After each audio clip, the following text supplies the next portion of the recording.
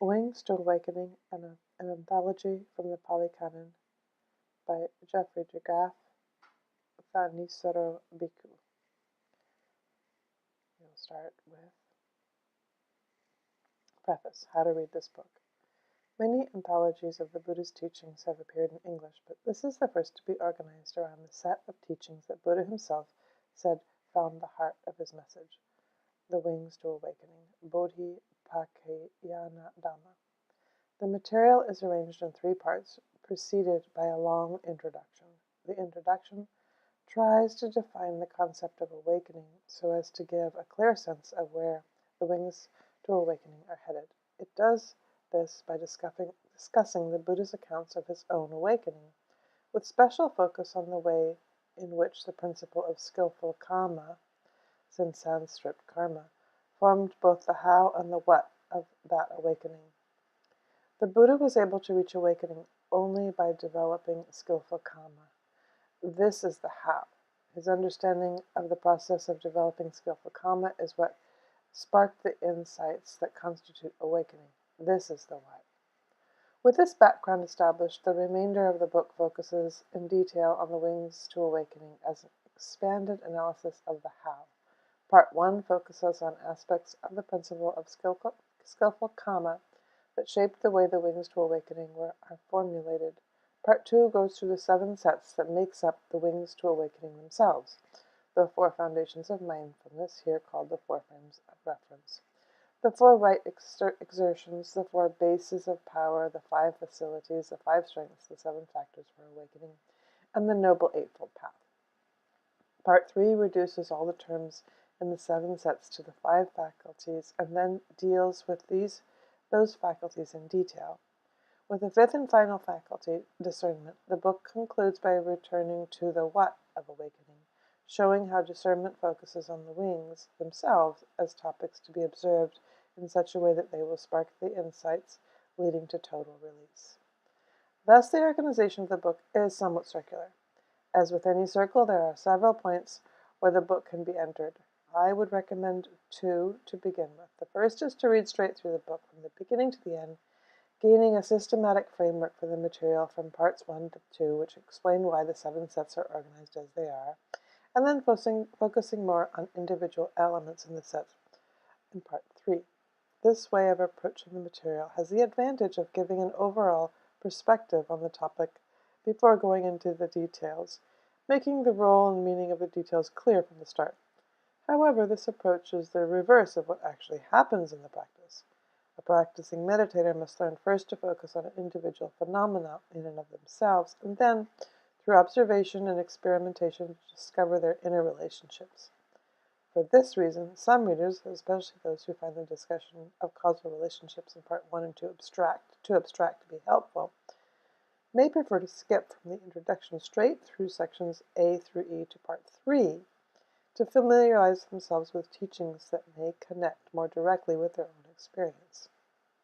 They may then return later to parts 1 and 2 to gain a more overall perspective on how the practice is meant to deal with those experiences. Regardless of which approach you take to the material, you should discover fairly quickly that the relationships among the overall patterns and individual elements in the wings are very complex. This complexity reflects the nonlinear nature of the Buddha's teachings on causal relationships and is reflected in the many cross-references among the various parts of the book. In this way, the structure of this book, instead of being a simple circle, is actually a pattern of many loops within loops. Thus, a third way to read, for those familiar enough with the material to want to explore unexpected connections, would be to follow the cross-references to see where they lead. Parts 1 and through 3 of the book are each divided into sections consisting of passages translated from discourses in the Pali Canon, which is apparently the earliest extant record of the Buddha's teachings. Each section is introduced, where necessary, with an essay. These essays are printed in sans serif type to distinguish them clearly from the translated passages. They are attempts to provide context and thus meaning for the passages, to show how they relate to one another and to specific issues in the practice and to the paths as practice as a whole. They are not meant to anticipate or answer every possible question raised by the passages. Instead, they are aimed at giving an idea of the kinds of questions that can be most fruitfully brought to the passage so that the lessons contained in the passages can properly be applied to the practice. As the Buddha has pointed out, the attitude of appropriate attention, yoniso manasikara, the ability to focus on the right questions, is one of the most important skills to develop in the course of the practice. The skill is much more fruitful than an attitude that tries to come to the practice armed with the right answers in advance. The context provided by the essays is threefold: doctrinal, placing the passage within the structure of the Buddha's teachings taken as a whole; historical, relating them to what is known of the intellectual and social history of the Buddha's time; and practical, applying them to the actual practice of Buddhist path in the present. The first and foremost sources of the doctrinal content are the discourses in the canon itself. The Buddha and his noble disciples are by far the most reliable guides for the meaning of their own words. Often a teaching that seems vague or confusing when encountered on its own in a single discourse becomes clearer when viewed in a context of several discourses that treat it from a variety of angles, just as it is easier to get a sense of a building from a series of pictures from a different perspectives than from a single snapshot. This approach to understanding the discourses is instructive not only when discourse X explicitly defines a term mentioned in discourse Y, but also when patterns of imagery and terminology permeate through many passages. The case in point, in separate contexts, the discourses compare suffering to fire, and the practice of training the mind in meditation to the art of tuning and playing a musical instrument. In each case, technical terms from physics in the first instance, from music theory in the second, are applied to the mind in a large number of contexts. Thus it is helpful to understand where the terms are coming from in order to grasp their connotations and to gain an intuitive sense, based on our own familiarity with fire and music, of what they mean. In a few instances, I have cited alternative versions of the discourses, such as those contained in the Sarvastivadin canon, preserved in Chinese tradition, to throw light on passages in the Pali. Although the Sarvastivadin canon as a whole seems to be later than the Pali, there is no way of knowing whether particular Sarvastivadin discourses are earlier or later than their Pali counterparts, so the comparison drawn between the two are intended simply as food for thought. I also draw occasionally on the Pali Abhidhamma and commentaries, which postdate the discourses by several centuries. Here, however, I have tried to be selective. These texts employ a systematic approach to interpreting the discourses that fits some teachings better than others. There are instances where a particular teaching has one meaning in terms of the system and another when viewed in the context of the discourse themselves. Thus I have taken specific insights from these texts where they seem genuinely to eliminate the meaning of the discourse, but without adapting the overall structure they impose on the teachings. And to provide historical content, I have drawn on a variety of sources. Again, the foremost source here is the Pali Canon itself, both in what it has to say explicitly about the social and intellectual milieu of the Buddha's time, and in what it says implicitly about the way the intellectual disciples of the Buddha's time, such as science, mathematics, and music theory, helped to shape the way the Buddha expressed his thought. I also have drawn on secondary sources where those do a useful job of fleshing out themes present in the Pali Canon. These secondary sources are cited in the bibliography. Because the Pali tradition is still a living one, the doctrinal and historical contexts do not account for the full range of meaning that practicing Buddhists continue to find in the texts. To provide this living dimension, I have drawn on the teachings of modern practice traditions where they seem to harmonize with the message of the canon and add an illuminating perspective. Most of these teachings are drawn from the Thai forest tradition, but I have also drawn on other traditions as well. I have followed a traditional Buddhist practice in not identifying the sources for many teachings for two reasons. First, in many ways, I owe each insight offered in this book to the training I have received from my teachers in the forest tradition, and it seems artificial to credit them for some points and not for others. And second, there is a possibility that I have misunderstood some of the teachings or taken them out of context, so I don't want to risk crediting my understandings to that.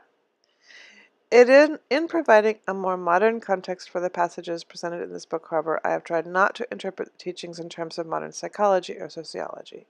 The Buddha's message is timeless and direct. It does not need to be translated into the passing fashions of disciplines that are in many ways more removed than it is from the realities of direct experience, and are more likely to grow out of date. However, there are two modern disciplines that I have drawn on to help explain some of the more formal aspects of the Buddha's modes of speech and his analysis of causal principles. The first discipline is phenomenology, the brand of philosophy that deals with phenomena as they are directly experienced in and of themselves. There are many schools of modern phenomenology, and it is not my purpose to equate the Buddha's teachings with any of them. However, the Buddha does recommend a mode of perception in what he calls entry into emptiness, sunnata, in which one simply notes the presence or absence of phenomena without making any further assumptions about them. This approach resembles what in modern philosophy could be called radical phenomenology, a mode of perception that looks at experiments and processes simply as events with no reference to the question of whether there are any things lying behind those events, or of whether the events can be said to really exist. And it says see passages 230 and 186. Because of this resemblance, the word phenomenology is useful in helping to explain the source of the Buddha's description to the works of karma and the process of dependent co-arising in particular. Once we know where he is coming from, it's easier to make sense of his statements and to use them in their proper context. I have made similar use of modern science, chaos theory in particular. There are many parallels between Buddhist theories of causation and modern deterministic chaos theory. Examples in terminology draw from the latter, such as feedback, scale, invariance, resonance, and fluid turbulences, are very useful in explaining the former. Again, in using these parallels, I am not trying to equate Buddhist teaching with chaos theory or to engage in pseudoscience. Fashions in science change so rapidly that we do the Buddha's teaching no favor in trying to prove them in any light of current scientific paradigms. Here I am simply pointing out similarities in a way of helping make these teachings intelligible in modern times. Deterministic chaos theory is the only modern body of knowledge that has worked out a vocabulary for the patterns of behavior described in Buddhist explanation of causality, and so it seems a natural source to draw on, both to describe those patterns and point out some of their less obvious implications. In doing so, I realize that I run the risk of alienating non-scientists who feel intimidated by scientific terminology, as well as scientists who resent the application of terminology from their disciplines to quote-unquote non-scientific fields. To both groups, I can only say that the terms in and of themselves are not scientific. Much of our own current everyday terminology for explaining causal relationships is derived from science of the 18th century. I expect that it will only be a matter of time before the terminology of more recent science will percolate into everyday usage. For the purpose of this book, it is important to point out that when the Buddha talked about causality, his notion of causal relations did not correspond to our ordinary linear picture of causal chains. If this point is not grasped, the common tendency is to judge the Buddha's description of causality against our own and to find them either confusing or confused. Viewing them in the light of deterministic chaos theory, however, helps us see that they are both coherent and of practical use.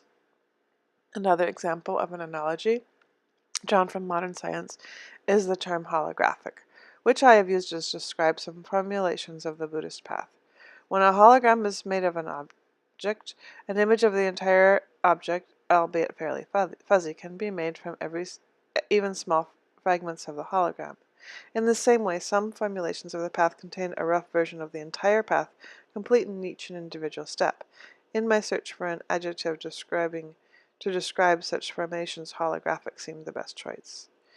If you are unfamiliar with the terminology of phenomenology, chaos theory, and holograms, read section 1 or I/8 on skillfulness to find the doctrinal context in which these terms can be related to an immediate experience, the process of developing a skill.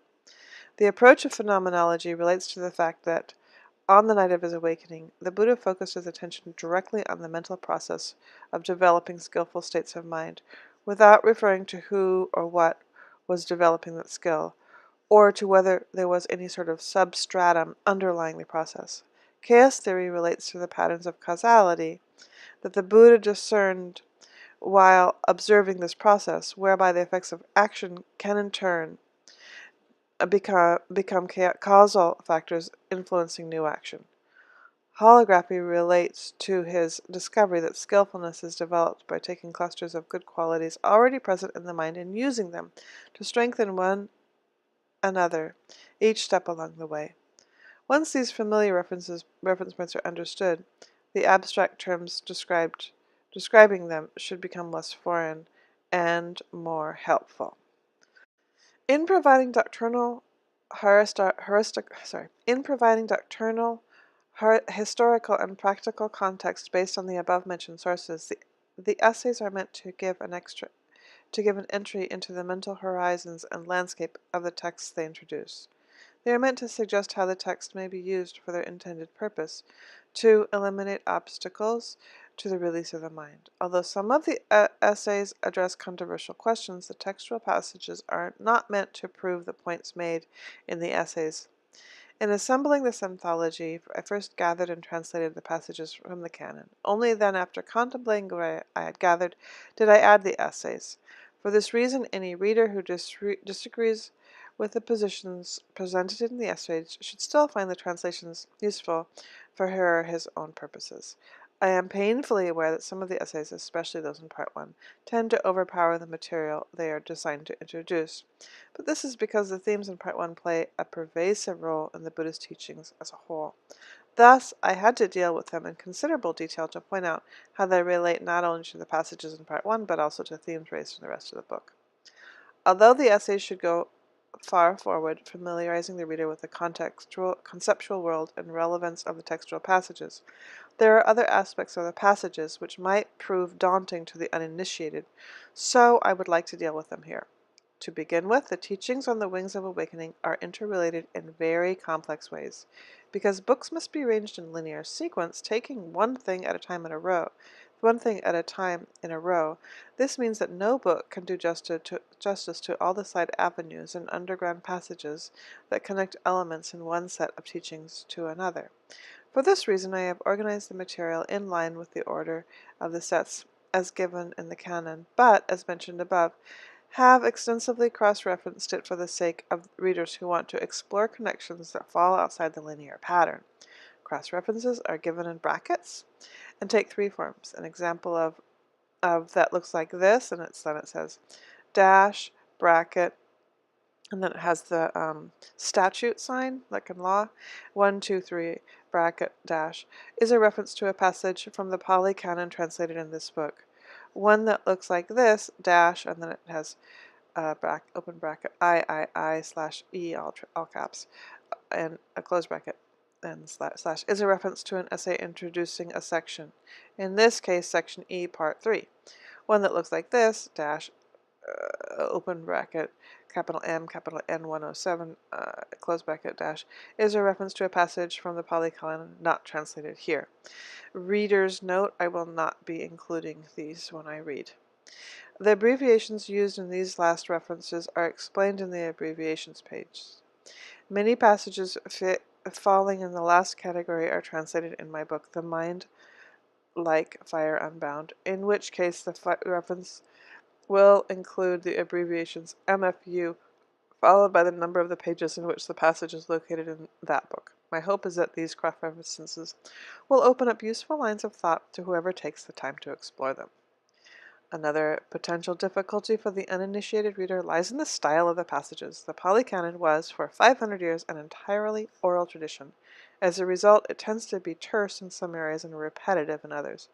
I've made an effort to cut out as many of the repetitions as possible, but I'll have to ask for your patience for those that remain.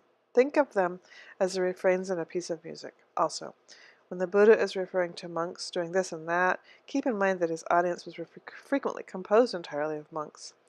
The commentaries state that the word monk includes anyone female or male, lay or ordinary, who is serious about the practice, and this meaning should always be kept in mind. I apologize for the gender bias in the translations. Although I have tried to figure out ways to minimize it, I find myself stymied because it is so thoroughly embedded in a literature originally addressed to monks. I trust, however, that none of these difficulties will prove insurmountable, and that you will find, as I have, the teachings of the Pali Canon more than reward the effort put into exploring them. The reality of the wings to awakening lies in the qualities of the mind. The words which they are expressed in the Pali Canon are simply pointers. These pointers have to be tested in the light of serious practice, but my conviction is that of all the meditation teachers the human race has ever seen, the Buddha is still the best.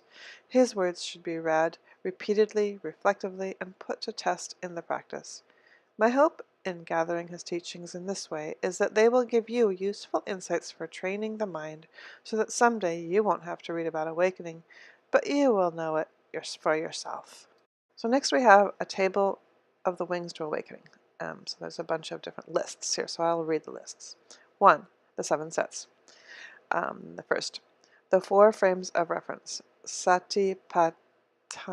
Apologies for my pronunciation throughout. 1. Remaining focused on the body in and of itself, ardent, alert, and mindful, putting aside greed and distress with reference to the world. 2. Remaining focused on feelings in and of themselves, ardent, alert, and mindful, putting aside greed and distress with reference to the world. 3. Remaining focused on the mind in and of itself, ardent, alert, and mindful, putting aside greed and distress with reference to the world. And 4. Remaining focused on mental qualities in and of themselves, ardent, alert, and mindful, putting aside greed and distress with reference to the world.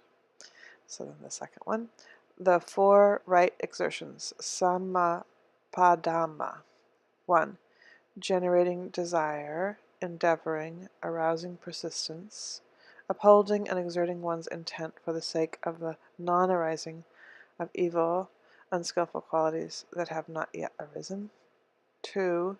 Generating desire, endeavoring, arousing persistence, and upholding and exerting one's intent for the sake of the abandoning of evil, unskillful qualities that have arisen. 3.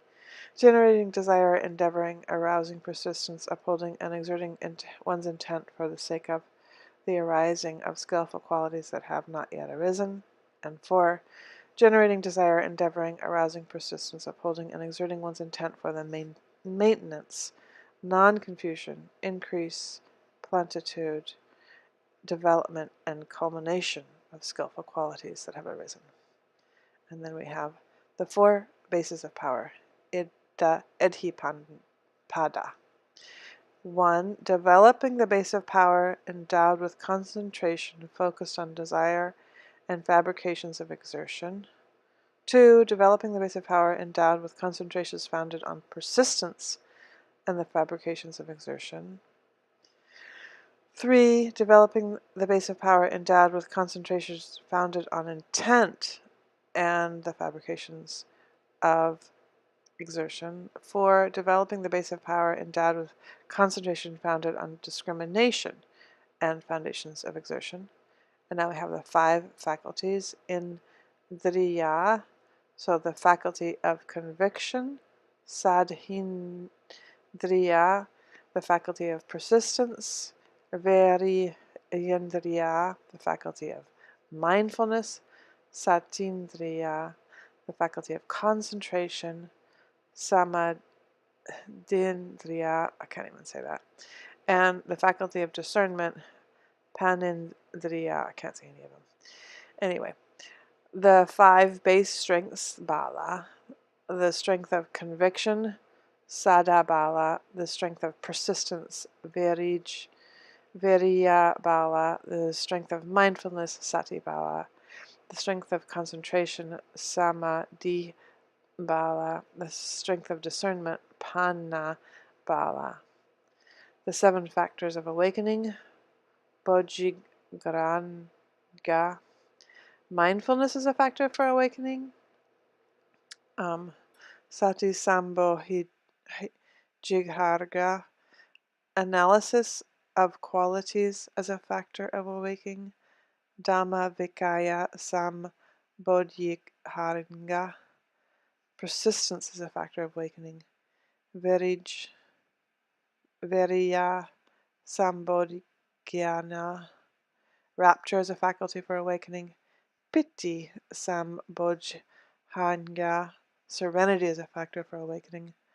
Pasadi Sambodhyagya, concentration as a factor for awakening.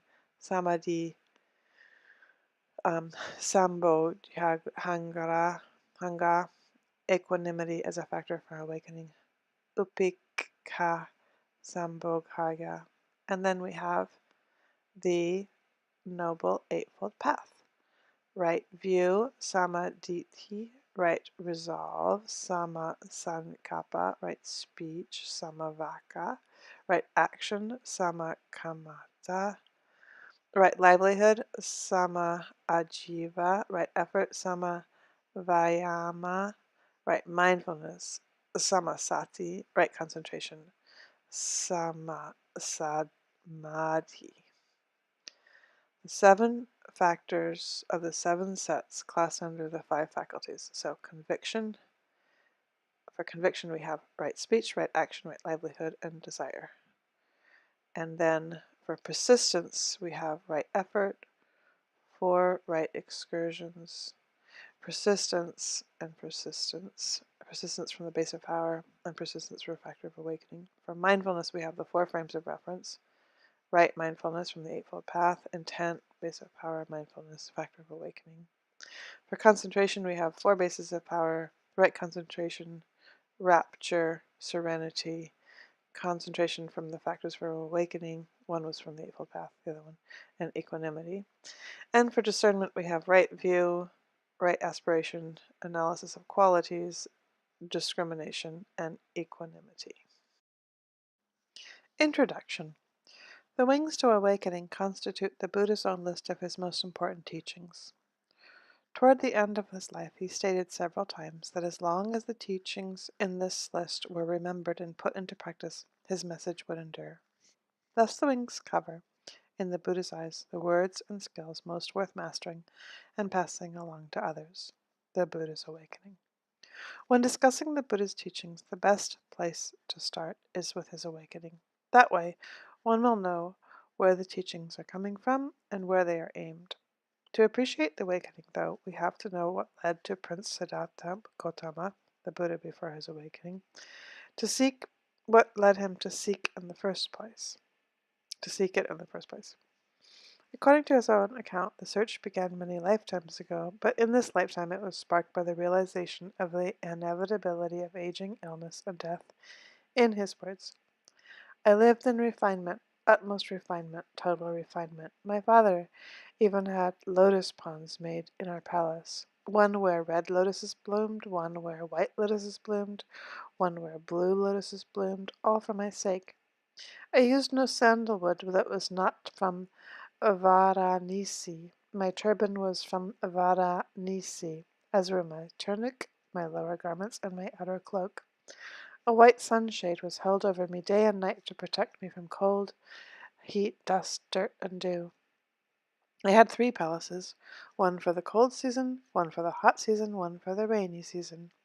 During the 4 months of the rainy season, I was entertained in the rainy season palace by my minstrels, without a single man among them, and I did not once come down from the palace, whereas the servants, workers, and retainers in other people's homes are fed meals of lentil soup and broken rice. In my father's home, the servants, workers, and retainers were fed wheat, rice, and meat. Even though I was endowed with such fortune, such total refinement, the thought occurred to me, when an untaught, run-of-the-mill person, himself subject to aging, not beyond aging, sees another who is aged, he is horrified, humiliated, and disgusted, oblivious to himself that he too is subject to aging, not beyond aging. If I, who am subject to aging, not beyond aging, were to be horrified, humiliated, and disgusted on seeing another person who has aged, that would not be fitting for me. As I noticed this, the typical young person's intoxication with youth entirely dropped away.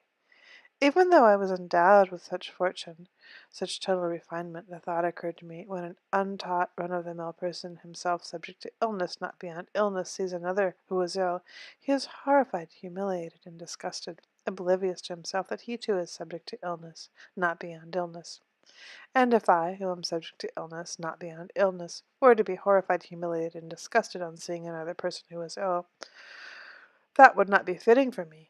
As I noticed this, the healthy person's intoxication with health entirely dropped away. Even though I was endowed with such fortune, such total refinement of thought occurred to me, when an untaught, run-of-the-mill person, himself subject to death, not beyond death, sees another who is dead. He is horrified, humiliated, and disgusted, oblivious to himself that he too is subject to death, not beyond death. And if I, who am subject to death, not beyond death, were to be horrified, humiliated, and disgusted on seeing another person who is dead, that would not be fitting for me. And as I noticed this, the living person's intoxication with life entirely dropped away. Before my awakening, when I was still just an unawakened Bodhisattva, a Buddha to be, being subject myself to birth, aging, illness, death, sorrow, and defilement, I sought happiness in what was subject to birth, aging, illness, death, sorrow, and defilement. The thought occurred to me, why am I, being subject myself to birth, defilement, seeking what is subject to birth and defilement?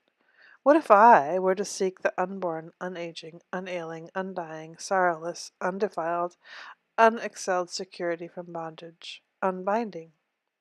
So at that time, when I was still young, black-haired, endowed with the blessings of youth in the first stages of life, I shaved off my hair and beard, though my parents wished otherwise, and were grieving with tears on their faces, and I put on the ochre robes, and went forth from the home life into homelessness. These passages are universal in their import, but a fuller appreciation of why the young prince left home for the life of a homeless wanderer requires some understanding of the beliefs and social developments of his time. Prince Siddhartha lived in an aristocratic republic in northern India during the 6th century BCE at a time of great social upheaval. A new monetary economy was replacing the older agrarian economy. Absolute monarchies, in alliance with the newly forming merchant class, were swallowing up the older aristocracies, as often happened when an aristocratic elite is being disenfranchised. People on all levels of the society were beginning to call into question the beliefs that had supported the older order, and were looking to science and other alternative modes of knowledge to provide them with a new view of life. The foremost science in northern India at that time was astronomy. New, precise observations of planetary movements combined with newly developed means to calculation had led astronomers to conclude that time was measured in aeons, incomprehensibly long cycles that repeated themselves endlessly. Taking up these conclusions, philosophers of the time tried to work out the implications of this vast temporal frame for the drama of human life and the quest for ultimate happiness. These philosophers fell into two broad camps: those who conducted their speculations within the traditions of the Vedas, early Indian religious and ritual texts that provided the orthodox beliefs of the old order, and other unorthodox groups called the Samanas, contemplatives, who questions the authority of the Vedas. Modern etymology derives the word samana from striver, but the etymology of the time derived it from sama, which means to be on pitch or in tune. The Samana philosophers were trying to find a way of life and thought that was in tune not with social conventions but with the laws of nature, as these could be directly contemplated through scientific observation, personal experience, reason, meditation, or shamanistic practices, such as the pursuit of altered states of consciousness through fasting or other austerities. Many of these forms of contemplation required that one abandon the constraints and responsibilities of the home life and take up the life of a homeless wanderer. This was the rationale behind Prince Siddhartha's decision to leave the home life in order to see if there might be true happiness beyond the sway of aging, illness, and death. Already by his time, philosophers of the Vedic and Samana schools had developed widely differing interpretations of the laws of nature, of what the laws of nature were, and how they affected the pursuit of true happiness. Their main points of disagreement were these two. 1. Survival beyond death. Most Vedic and Samana philosophers assumed that a person's identity extended beyond this lifetime, aeons before birth, back into the past and after death, as on into the future. Although there was some disagreement as to whether one's identity from life to life would change or remain the same. The Vedas had viewed rebirth in a positive light, but by the time of Prince Siddhartha, the influence of the newly discovered astronomical cycles had led those who believed in rebirth to regard the cycles as pointless and restrictive, and release as the only possibility for true happiness. There was, however, a Samana school of hedonism materialists called Lokayatans, who denied the existence of any identity beyond death and insisted that happiness could be found only by indulging in sensual pleasures here and now. 2. Causality. Most philosophers accepted the idea that human action played a causative role in providing for one's future happiness both in this life and beyond. Views about how this causal principle worked, though, differed from school to school. For some Vedists, the only effective action was ritual. The Jans, a Samana school, taught that all actions fell under linear, deterministic causal laws and formed a bond to the recurring cycle. Present experience, they said, came from past actions. Present actions would shape future experience. This linear causality was also materialistic. Physical action created asabas, effluents or fermentations, sticky substances on the soul that kept it attached to the cycle. According to them, the only escape from the circle lay in the life of nonviolence and inaction, culminating in a slow suicide by starvation, which would burn the asavas away, thus releasing the soul. Some Upanishads, post-Vedic speculative texts, expressed causality as a moral neutral, purely physical process of evolution. Others stated that moral laws were intrinsic to the nature of causality, rather than being mere social convention, and that the morality of an action determined how it affected one's future course in the round of rebirth. Whether these last texts were composed before or after the Buddha taught this view, though no one knows. At any rate, all pre-Buddhist thinkers who accepted the principle of causality, however they expressed it, saw it as a purely linear process. Now, on the other side of the issue, the Lokayatans insisted that no causal principle acted between events, and that all events were spontaneous and self-caused. This meant that actions had no consequence, and one could safely ignore moral rules in one's pursuit of sensual pleasure. One branch of another Samana school, the Ajivakas, insisted that causality was illusory. The only truly existent things, they said, were the unchanging substances that formed the building blocks of the universe. Because causality implied change, it was therefore unreal. As a result, human action had no effect on anything of any substance, including happiness, and so was of no account. Another branch of the same school, which specialized in astrology, insisted that causality was real but totally deterministic. Human life was entirely determined by impersonal, amoral fate written in the stars. Human action played no role in providing for one's happiness or misery. Morality was purely a social convention. Thus, they insisted that release from the round of rebirth came only when the round worked itself out. Peace of mind could be found by accepting one's fate and patiently waiting for the cycle, like a ball of string unwinding, to come to its end. These divergent viewpoints formed the intellectual backdrop for Prince Siddhartha's quest for ultimate happiness. In fact, his awakening may be seen as his own resolution of these two issues. The Pali Canon records several different versions of the Buddha's own description of his awakening. These descriptions are among the earliest extended autobiographical accounts in human history. The Buddha presents himself as an explorer and an experimenter, and an exceedingly brave one at that, putting his life on the line in the search for an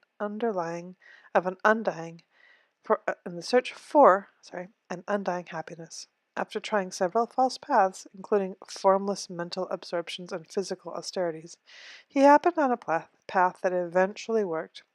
bringing the mind into the present by focusing it on the breath and then making a calm, mindful analysis of the process of the mind as they presented themselves to his immediate awareness.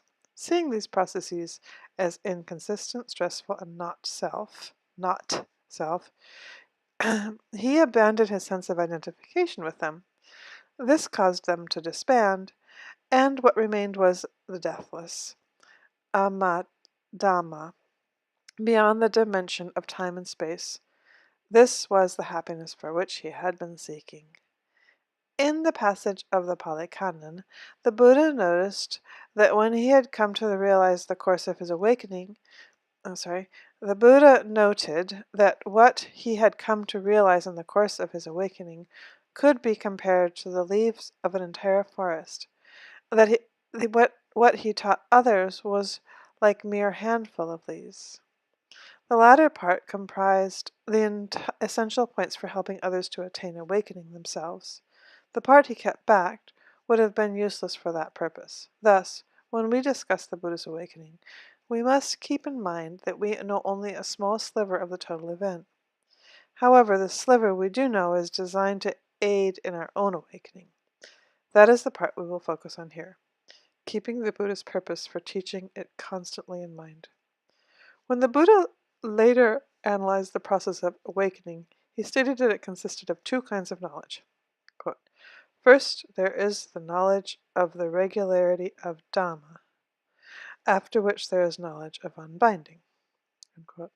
The regularity of the Dhamma here denotes the causal principle that underlies all fabricated sankhata experience, i.e. experience made of a causal condition and influences. Knowing this principle means mastering it.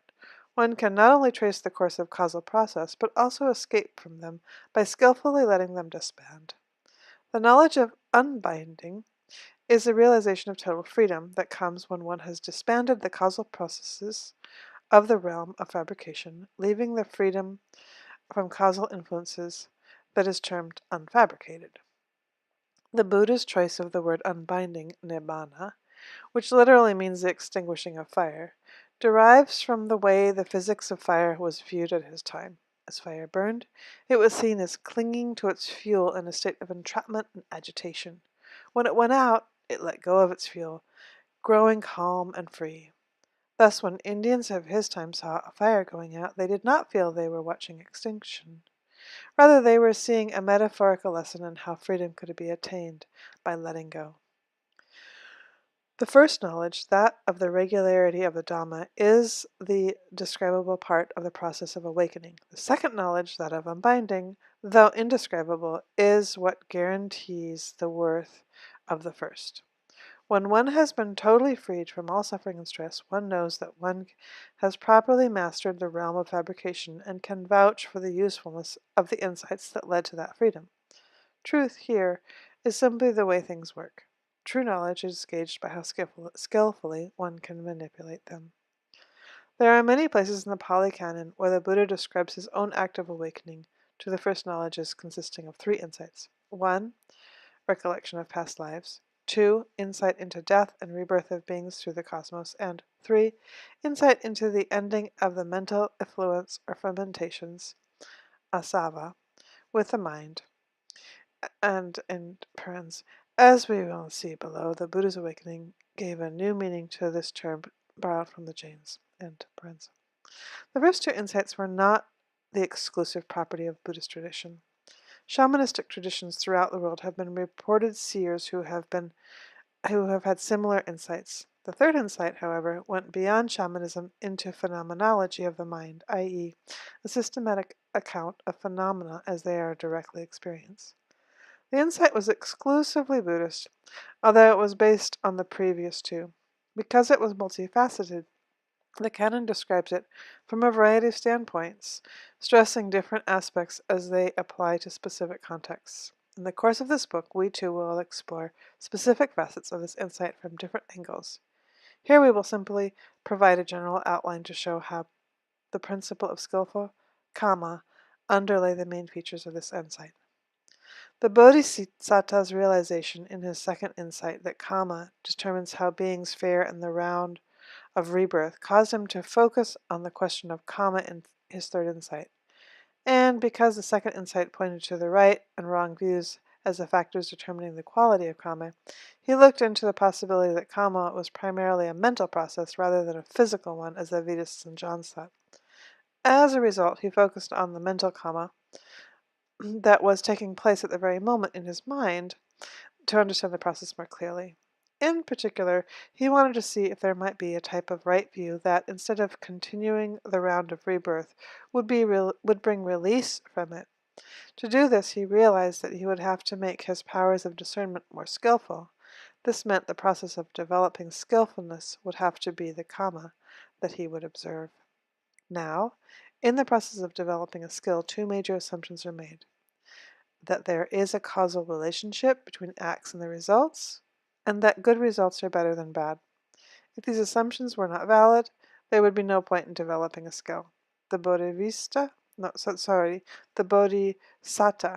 noticed that this point of view provided two variables, causes and results, and favorable and unfavorable, that divided experiences into four categories, which he later formulated as the Four Noble Truths. Ariya Saka: stress, its origin, its sensation, and the path to its cessation. Each category, he further realized, entailed a duty. Stress had to be comprehended, its cause abandoned, its cessation realized, and the path to its cessation developed. In trying to comprehend stress and its relation to karma, the Bodhisattva discovered that, contrary to the teachings of the Jains, karma was not something extrinsic to the cycle of rebirth that bound one to the cycle. Rather, one, the common cycle of karma, result, and reaction was the cycle of rebirth in and of itself. And, two, the binding agent in the cycle was not karma itself, but rather an optional part of the reaction to the results of karma. The Bodhisattva analyzed the cycle of karma, result, and reaction in the following terms. Karma is intention, its result feeling, the reaction to that feeling perception and attention, i.e. attention to perceptions about the feelings, which together form the views that color further intentions. If perception and intention are clouded by ignorance, craving, and clinging, they lead to stress and further ignorance, forming the basis for intentions that keep the cycle in motion. In his later teaching, the Buddha identified these clouding factors, forms of clinging, together with the resultant states of becoming and ignorance, as the asavas, or effluents that act as binding agents to the cycle. In this way, he took a Jain turn and gave it new meaning, mental rather than physical. At the same time, his full-scale analysis of the interaction between karma and the effluents formed one of the central points of teaching, termed dependent co-arising, paticca samuppada. The fact that it was possible to develop a skill suggested to the Bodhisattva that while he was developing in his third insight, that the craving and clinging that clouds one's perceptions and attentions do not necessarily follow on the feeling that result from karma. Otherwise, there would be no way to develop skillful intentions. Thus, craving and clinging could be abandoned. This would require steady and refined acts of attention and intention, which came down to well-developed concentration and discernment, the central qualities in the path to the cessation of stress. Concentration gave the discernment the focus and solidity it needed to see clearly, while discernment followed the twofold pattern that attention must play in the development of any skill: sensitivity to the context of the act, formed by pre-existing factors coming from the past, together with sensitivity to the act itself, formed by present intentions. In other words, discernment had to see the result of an action as stemming from a combination of past and present causes. As the more blatant forms of craving, clinging, and ignorance were eradicated, and the continued refinement of concentration and discernment, there came a point where the only acts of attention and intention left to analyze were the acts of concentration and discernment in and of themselves. The feedback loop about this process entailed, with concentration and discernment shaping one another in the immediate present, brought the investigation into close quarters that the terms of analysis were reduced to the most basic words for pointing out present experience. this and that. The double focus of a discernment in terms of past and present influences was reduced to the most basic conditions that make up the experience of the present, and by extension space, on the one hand, and time on the other. Attention to present participation in the causal process was reduced to the basic condition for the experience of the present, i.e., mutual presence. Quote, when this is, that is. When this isn't, that isn't. Unquote. While attention to influences from the past was reduced to the basic condition for the experience of time, i.e., the dependence of one event on another, quote, from the arising of this comes the arising of that. From the cessation of this comes the cessation of that. These expressions later form the basic formula of the Buddhist teachings on causality, which he terms this-that conditionality, idappaccayata. To emphasize that this formula described patterns of events viewed in a mode of perception empty to any assumptions outside of what could be immediately perceived. After reaching this point, there was nothing further that concentration and discernment, themselves being conditioned by time and the present, could do. When all residual attachments, even to these subtle realizations, were let go, there thus followed a state called non-fashioning, in which the mind made absolutely no present input into experience. With no present input to maintain experience of time and the present, the cycle of fabricated experience disbanded. This formed an opening to the unfabricated, the undying happiness that the Bodhisattva, now the Buddha, had sought. This was the knowledge of unbinding or total release. The Buddhist teachings.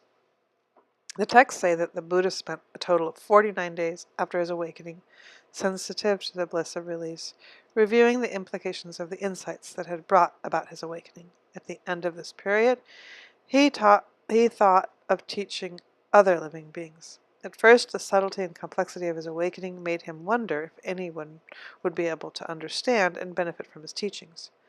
However, after he ascertained through his new powers of mind that there were those who would understand, he made the decision to teach, determined that he would not enter total unbinding until he had established his teachings, his doctrine and discipline, Dhamma Vinaya, on a solid basis for the long-term benefit of human and divine beings. The two primary knowledges that constituted the awakening, knowledge of the regularity of the Dhamma and knowledge of unbinding, played a major role in shaping what the Buddha taught and how he taught it. Of the two, the knowledge of unbinding was the more important. It not only guaranteed the truth of the other knowledge, but it also constituted the Buddha's whole purpose in teaching. He wanted others to attain this happiness as well. However, because the first knowledge was what led to the second, in providing the guidelines that the Buddha used in determining what would be useful to communicate to others, so that they too would arrive at the knowledge of unbinding of their own accord. These guidelines were nothing other than 3 insights of which this knowledge was composed: recollection of past lives, insights into the death and rebirth of beings, and insight into the ending of mental effluence. As became clear during the Buddha's teaching career, not all those who would reach the knowledge of unbinding would need to gain direct insight of previous lifetimes or into the death and rebirth of other beings, but they would have to gain direct insight into the ending of mental effluence. The mastery of causality that formed the heart of this insight thus formed the heart of his teachings, with the first 2 insights providing the background against which the teachings were to be put and put to practice. As we noted above, the 3 insights taken together provided answers to the questions which had provoked Prince Siddhartha's quest for awakening in the first place. His remembrance of previous lives showed, on the one hand, that death is not annihilation, but on the other hand, that there is no core identity that remains unchanged or makes steady upward progress through the process of rebirth. One life follows another, as one dream may follow another, with similar wide swings in one's sense of who and where one is. Thus, there is no inherent security in the process. The second insight into the death and rebirth of beings throughout the cosmos provided part of the answer to the questions surrounding the issue of causality in the pursuit of happiness. The primal causal fact character in the mind, and in particular the moral quality of the intentions comprising its thoughts, words, and deeds, and the rightness of the views underlying them. Thus moral principles are inherent in the functioning of the cosmos rather than being mere social conventions. For this reason, any quest for happiness must focus on mastering the quality of mind's views and intentions. The third insight into the ending of mental affluence showed that escaping from the cycle of rebirth could be found not through ritual action or total inaction, but through the skillful development of a type of right view that abandoned the influence that kept the cycle of karma, stress, and ignorance in motion. As we have seen, this type of right view went through 3 stages of refinement as the third insight progressed: the Four Noble Truths, dependent co-arising, and this-that conditionality. We will discuss the first 2 stages in detail elsewhere in this book. Here we will focus on this-that conditionality, the most radical aspect of the Buddha's third insight. In terms of its content, it explained how past and present intentions underlie all experience of time and the present. The truth of this context was shown by its role in disbanding all experience of time and the present simply by bringing present intentions to a standstill. Small wonder, then, that this principle proved the most fundamental influence in shaping the Buddhist teachings. The Buddha expressed that conditionality in a simple-looking formula. 1. When this is, that is. 2. From the arising of this comes the arising of that. 3. When this isn't, that isn't. 4. From the stopping of this comes the stopping of that. There are many possible ways to interpret this formula, but only one does justice both to the way the formula is worded and to the complex fluid matter of which specific examples of causal relationships are described in the canon. That way is to view the formula as an interplay of 2 causal principles, one linear and the other synchronistic, that combine to form a nonlinear pattern. The linear principle taking 2 and 4 as a pair connect events rather than objects over time. The synchronistic principle 1 and 3 connects objects and events in the present moment. So 1 is when this is, that is, and 2 is when this isn't, that isn't. 3 is when this isn't, that isn't, and then we take 2 and 4 together. From the arising of this comes the arising of that, and 4 is from the stopping of this comes the stopping of that. So the linear principle taking 2 and 4 as a pair connects events rather than objects over time. The synchronistic principle 1 and 3 connects objects and events in the present moment. The 2 principles intersect so that any given event is influenced by 2 sets of conditions, input acting from the past and input acting from the present. Although each principle seems simple, the fact that they interact makes their consequences very complex. To begin with, every act has repercussions in the present moment together with the reverberations extending into the future. Depending on the intensity of the act, these reverberations can last for a very short or a very long time. Thus, every event takes place in a context determined by the combination of effects of past events coming from a wide range in time together with the effects of present acts. These effects can intensify one another, can coexist with little interaction, or can cancel one another out. Thus, even though it is possible to predict that a certain type of act will tend to give a certain type of result, for example, acting on anger will lead to pain, there is no way to predict when that result will make itself felt. The complexity of the system is further enhanced by the fact that both causal principles meet at the mind. Through its views and intentions, the mind takes a causal role in keeping both principles in action. Through its sensory powers, it is affected by the result of the causes it has set in motion. This creates the possibility for the causal principles to feed back into themselves as the mind reacts to the results of its own actions. These reactions can take the form of positive feedback loops, intensifying the original input and its result, much like the howl in a speaker placed next to the microphone feeding into it. They can also create negative feedback loops, counteracting the original input, much like the action of a thermostat that turns off a heater when the temperature in a room is too high and turns it on again when it gets low. Because the result of actions can be immediate and the mind can then react to them immediately, these feedback loops can at times quickly spin out of control. At other times, they may act as skillful checks on one's behavior. For example, a man may act out of anger, which gives him immediate sense of dis-ease, which he may react with further anger, thus creating a snowballing effect. On the other hand, he may come to understand that anger is causing his disease, and so immediately does what he can to stop it. However, there can also be times when the result of his past actions may obscure this disease he is causing himself in the present, so that he does not immediately react in one way or the other. In this way, the combination of two causal principles, influences from the past interacting with those in the immediate present, accounts for the complexity of causal relationships as they function on the level of immediate experience. However, the combination of the two principles also opens the possibility for finding a systematic way to break the causal web. If causes and effects were entirely linear, the cosmos would be totally deterministic and nothing could be done to escape from the machinations of causal process. If they were entirely synchronistic, there would be no relationship from one moment to the next and the events would be arbitrary. The web could break down totally or reform spontaneously for no reason at all. However, with the two modes working together, one can learn from causal patterns observed from the past and apply one's insights to disentangling the same causal patterns acting in the present. If one's insights are true, one can then gain freedom from these patterns. For this reason, the principle of this-that conditionality provides an ideal foundation, both theoretical and practical, for a doctrine of release, and as a teacher, the Buddha took full advantage of its implications, using it in such a way that it accounts not only for the presentation and context of his teachings, but also for their organization, their function, and their utility. It even accounts for the need for the teachings and for the fact that the Buddha was able to teach them in the first place. We will take up these points in reverse order. The fact of the teachings. As noted above, this-that conditionality is a combination of two causal modes: linear activity, connecting events over time, and synchronistic causality, connecting objects in the present.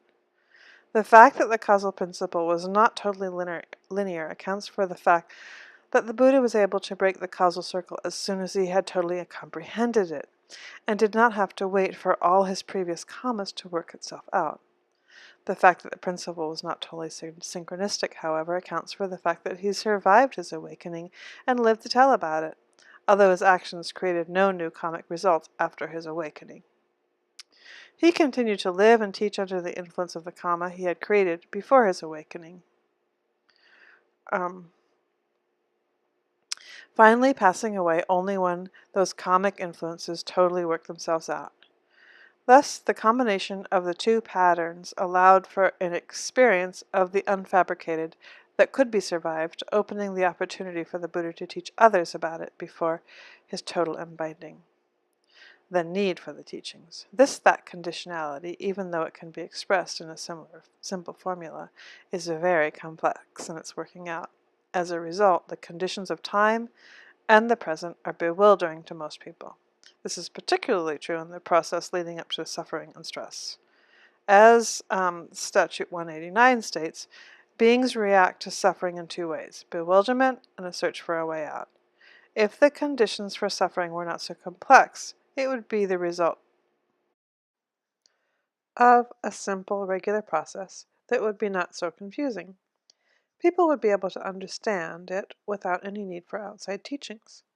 The fact of its actual complexity, however, explains why people find it bewildering and, as a result of their bewilderment, have devised a wide variety of unskillful means to escape from it.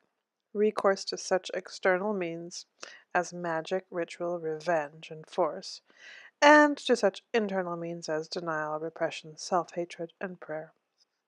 Thus the complexity of this-that conditionality accounts for the lack of skill that people bring to their lives, creating more suffering and stress in their attempts to escape suffering and stress, and show that this lack of skill is a result of ignorance. This explains the need for a teaching that points out the true nature of the causal system operating in the world, so that proper understanding of the system can lead people to deal with it skillfully and actually gain the release they seek. The utility of the teachings.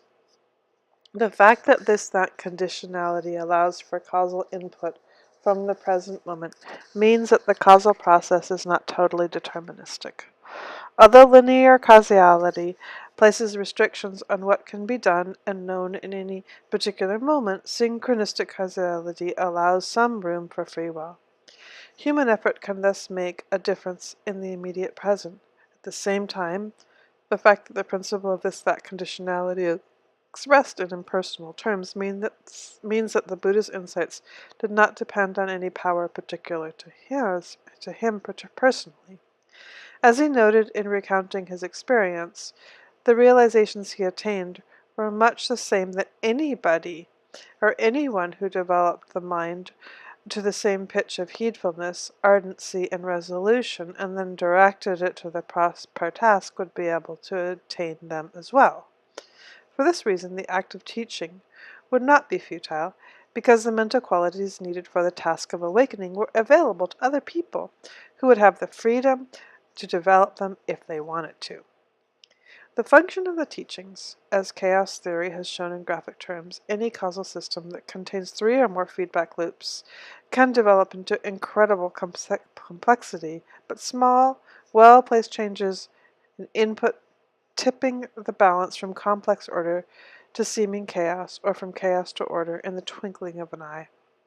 A similar observation applies to this-that conditionality.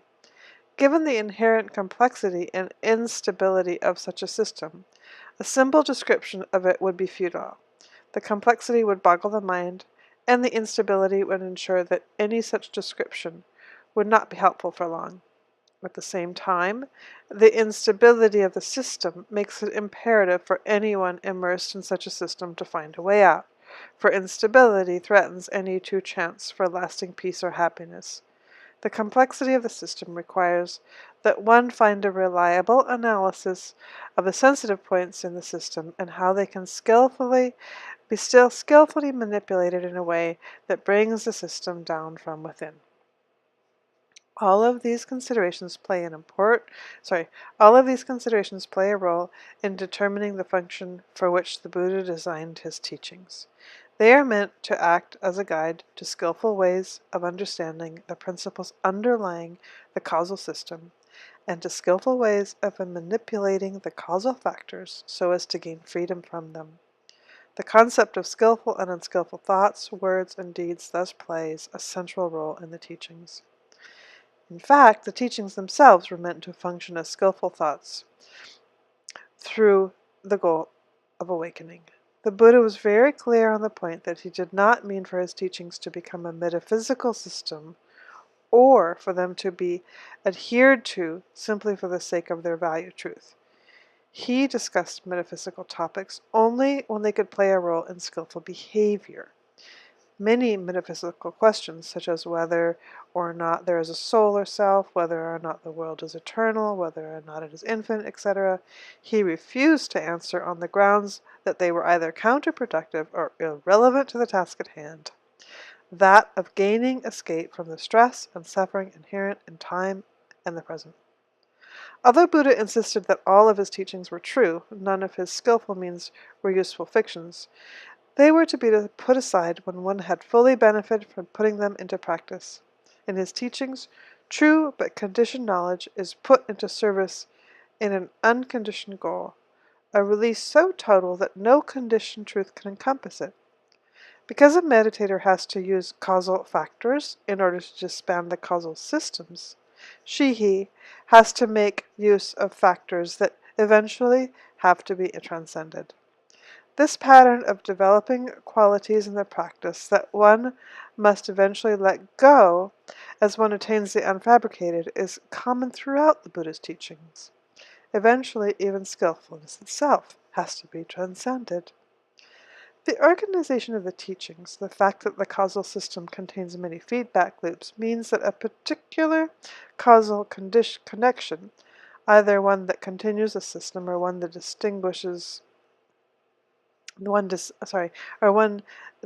designed to just disband it, can follow one of several paths. Thus there is a need for a variety of explanations for people who find themselves involved in these different paths.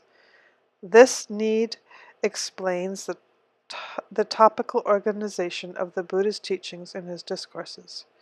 In talking to different groups, or to the same people at different times, he gave different accounts of the causal links leading up to stress and suffering, and to the knowledge that one can bring that stress and suffering to an end. Those who have tried to form a single consistent account of Buddhist causal analysis have found themselves stymied by the fact, and have often discounted the wide variety of analysis by insisting that only one of them is the true Buddhist analysis, or that only the general principle of mutual causality is important, the individual links of the analysis being immaterial, or that the Buddha did not really understand causality at all.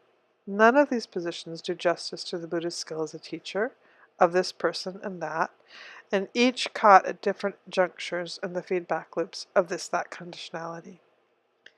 As we will see, when we consider the wings to awakening in detail, the Buddha listed different ways of envisioning the causal factors at work in developing the knowledge needed to gain release from the realm of fabrication. Although the lists follow different lines of that conditionality, he insisted that they were equivalent. Thus, any fair account of his teachings must make room for the variety of paths he outlined, and for the fact that each is helpfully specific and precise. The content of the teachings. Perhaps one of the most radical aspects of the Buddha's teachings is the assertion that the factors at work in the cosmos at large are the same as those at work in the way each individual mind processes experience. These processes, rather than sensory data that they process, are primarily in one's experience of the cosmos. If one can disband the act of processing, one is freed from the cosmic causal net. What this means, in the case of the individual mind engaged in and suffering from the processes of time in the present, is that the way out is to be found by focusing directly on the processing of present experience present experience, for that is where the crucial issues plays themselves out most clearly.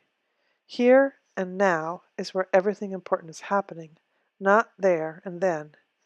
At the same time, the skills needed to deal with these issues are skills of the mind, proper ways of analyzing what one experiences and proper qualities of mind to bring to the analysis to make it clear and effective as possible.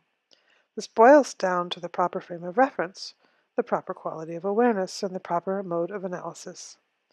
These are precisely the topics covered in the Wings to Awakening, although, as one's skills develop, they coalesce.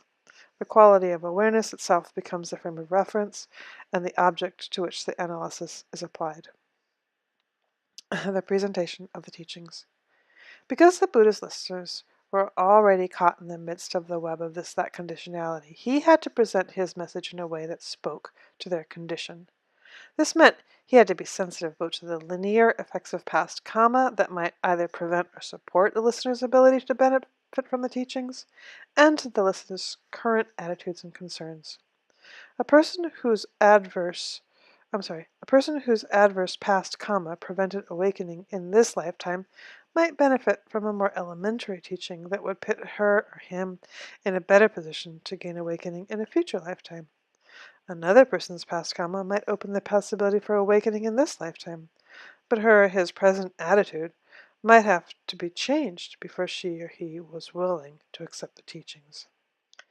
A second complication entailed the principle of that conditionality is that it has to be known and mastered at the level of direct experience in and of itself.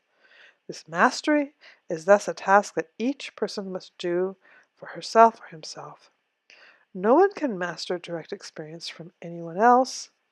The Buddha, therefore, had to find a way to induce his listeners to accept his diagnosis of their sufferings and his prescriptions for their cure.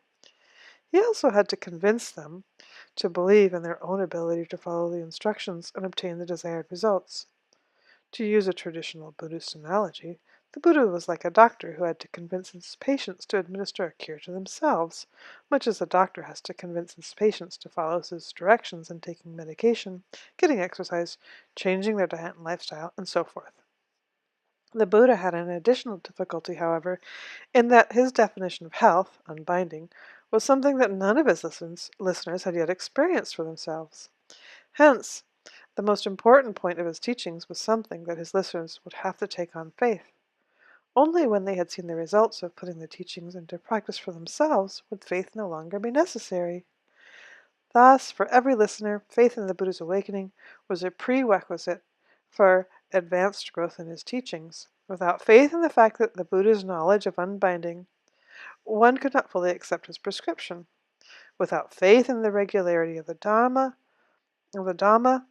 including conviction in the principle of karma and the impersonality of the causal law, making the path open in principle to everyone, one could not fully have faith in one's own ability to follow the path. Of course, this faith would then be confirmed step by step as one followed the teachings and began gaining results. But full confirmation would come only with the experience of awakening. Prior to that point, one's trust, bolstered only by partial results, would have to be a matter of faith. Acquiring this faith is called going for refuge in the Buddha. The refuge here derives from the fact that one has placed trust in the truth of the Buddha's awakening and expects that by following his teachings, in particular the principle of skillful karma, one protects oneself from creating further suffering for oneself or others, eventually reaching true unconditioned happiness. This act of going for a refuge is what qualifies one as a Buddhist, as opposed to someone simply interested in Buddhist teachings, and puts one in a position to benefit fully from what the Buddha taught. The Buddha employed various means of instilling faith in his listeners, but the primary means fall into three classes: his character, his psychic power, and his power of reason. When he gave his first sermon to the 5 brethren, his former compatriots, he had to preface his remarks by reminding them of his honest and reliable character before they would willingly listen to him. When he taught the Kassapa brothers, he first had to subdue their pride with a dazzling array of psychic feats. In most cases, however, he needed only to reason with his listeners and interlocutors, although here again, he had to be sensitive to the level of their minds, so that he could not lead them step by step, taking them from what they saw as immediately apparent. So that he could lead them, so that he could so that he could lead them step by step, taking them from what they saw as immediately apparent and directing them to even higher and more subtler points. The typical pattern was for the Buddha to begin with the immediate joys of generosity and virtue, followed by the longer-term sensual rewards of these qualities, in line with the principle of karma, and then the ultimate drawbacks of those sensual rewards, and finally, the benefits of renunciation. If his listeners could follow his reasoning thus far, they would be ready for more advanced teachings. We often view reason as something distinct from faith, but for the Buddha it was simply one way of instilling faith or conviction in his learners. At several points in the Pali Canon, he points out the facilities that can result when one draws reasoned conclusions from a limited range of experience, from false analogies, or from inappropriate modes of analysis. Because his teachings could not be proven prior to an experience of awakening, he recognized that the proper use of reason was not in trying to prove his teachings, but simply in showing that they made sense. People can make sense of things when they see them as similar to something they already know and understand. Thus, the main function of reason in presenting the teachings is in finding proper analogies for understanding them. Hence, the many metaphors and similes used through the texts. Faith based on reason and understanding, the Buddha taught, was more solid than unreasoned faith, but neither could substitute for the direct knowledge of the regularity of the Dhamma and of unbinding, for only the experience of unbinding was a guarantee of true knowledge. Nevertheless, faith was a prerequisite for attaining that direct knowledge. Only when the initial presentation of the teaching had aroused faith in the listener would she or he be in a position to benefit from a less adorned presentation of the context and put it into practice. The need for various ways of presenting his points on a wide range of levels meant that the body of the Buddha's teachings grew ever more varied and immense with time. As his career drew to a close, He found it necessary to highlight the essential core of the teaching, the unadorned content, so that the more timeless aspects of his message would remain clear in his followers' minds. Societies and cultures inevitably change, so that what counts as effective persuasion in one time and place may be ineffective in another. The basic structure of that conditionality does not change, however, and the qualities of mind needed for mastering causality and realizing unfabricated will always remain the same. The Buddha thus presented the wings to awakening as the unadorned content, the timeless, essential core. Even here, however, the principle of that conditionality affected his presentation. He needed to find principles that would be relatively immune to changes in society and culture. He needed a mode of presentation that was simple enough to memorize, but not so simplistic as to distort or limit his teachings. He also needed words that would point not to abstractions, but to the immediate realities of awareness in the listener's own mind. And finally, he needed a useful framework for the teachings as a whole, so that those who wanted to track down specific points would not lose sight of how those points fit into the larger picture of the practice. His solution was to give lists of mental qualities, as we noted above, rather than any more abstruse philosophical doctrines that were often cited as distinctly Buddhist. These mental qualities are immediately present, or at least some extent, some extent, in every human mind. Thus they retain a constant meaning, no matter what changes occur in one's mental landscape or cultural horizons. The Buddha presents them in 7 alternative interconnecting lists. Each list, when all of its implications are worked out, is equivalent to all the others in its effect, but each takes a distinctive approach to the practice. Thus, the lists provide enough variety to meet the needs of people caught in different parts of the causal network. As one searches the text for explanations of the meaning of specific terms and factors in the lists, one finds that the lists connect, directly or indirectly, with everything there. At the same time, the categories of the lists, because they point to the qualities of the mind, encourage the listener to regard the teachings not as a system in and of it themselves, but as tools for looking directly into his or her own mind, where the sources and solutions to the problem of suffering lie. As a result, although the lists were short and simple, they are an effective introduction to the teachings and a guide to its practice. From his experiences with that conditionality in the path, the Buddha had seen that if one develops the mental qualities listed in any one of the 7 sets, focuses them on the present, keeping in mind the 4 frames of references, and analyzing what appears to one's immediate awareness in terms of the categories of the 4 Noble Truths, one will inevitably come to the same realization that he did: the regularity of the Dhamma and the reality of unbinding. This was the happiness he himself sought and found, and that he wanted others to attain. In addition to the 7 lists, the Buddha left behind a monastic order designed not only so that the teachings would be memorized from generation to generation, but also so that future generations would have living examples of the teachings to learn from and a conducive social environment in which to put them into practice.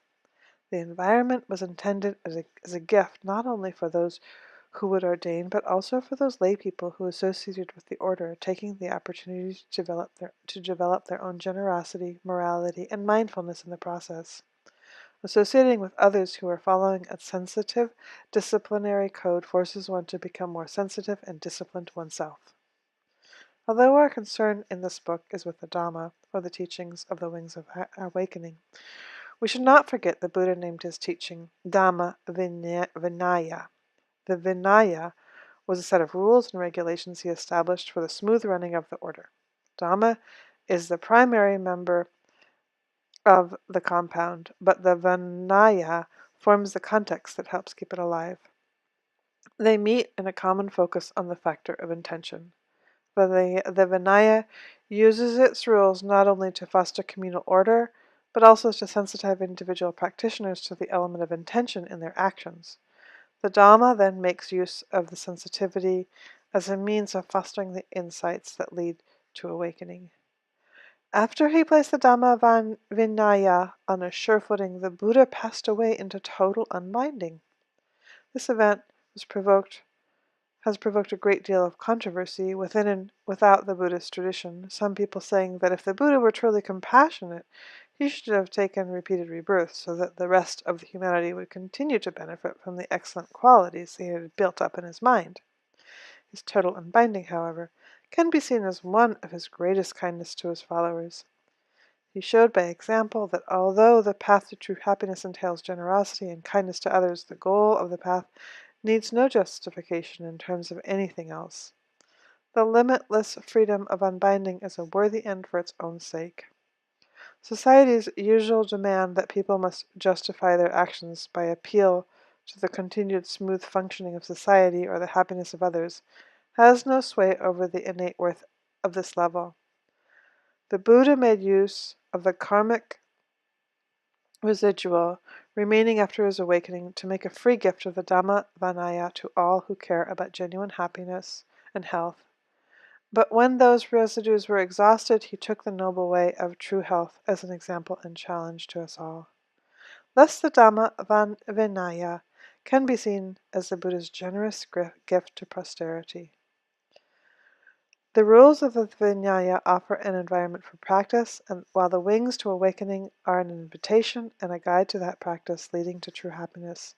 Anyone, anywhere, who is seriously interested in true happiness is welcome to focus on the qualities listed here, to see if that conditionality is indeed the causal principle governing the dimensions of time and the present, and to test if it can be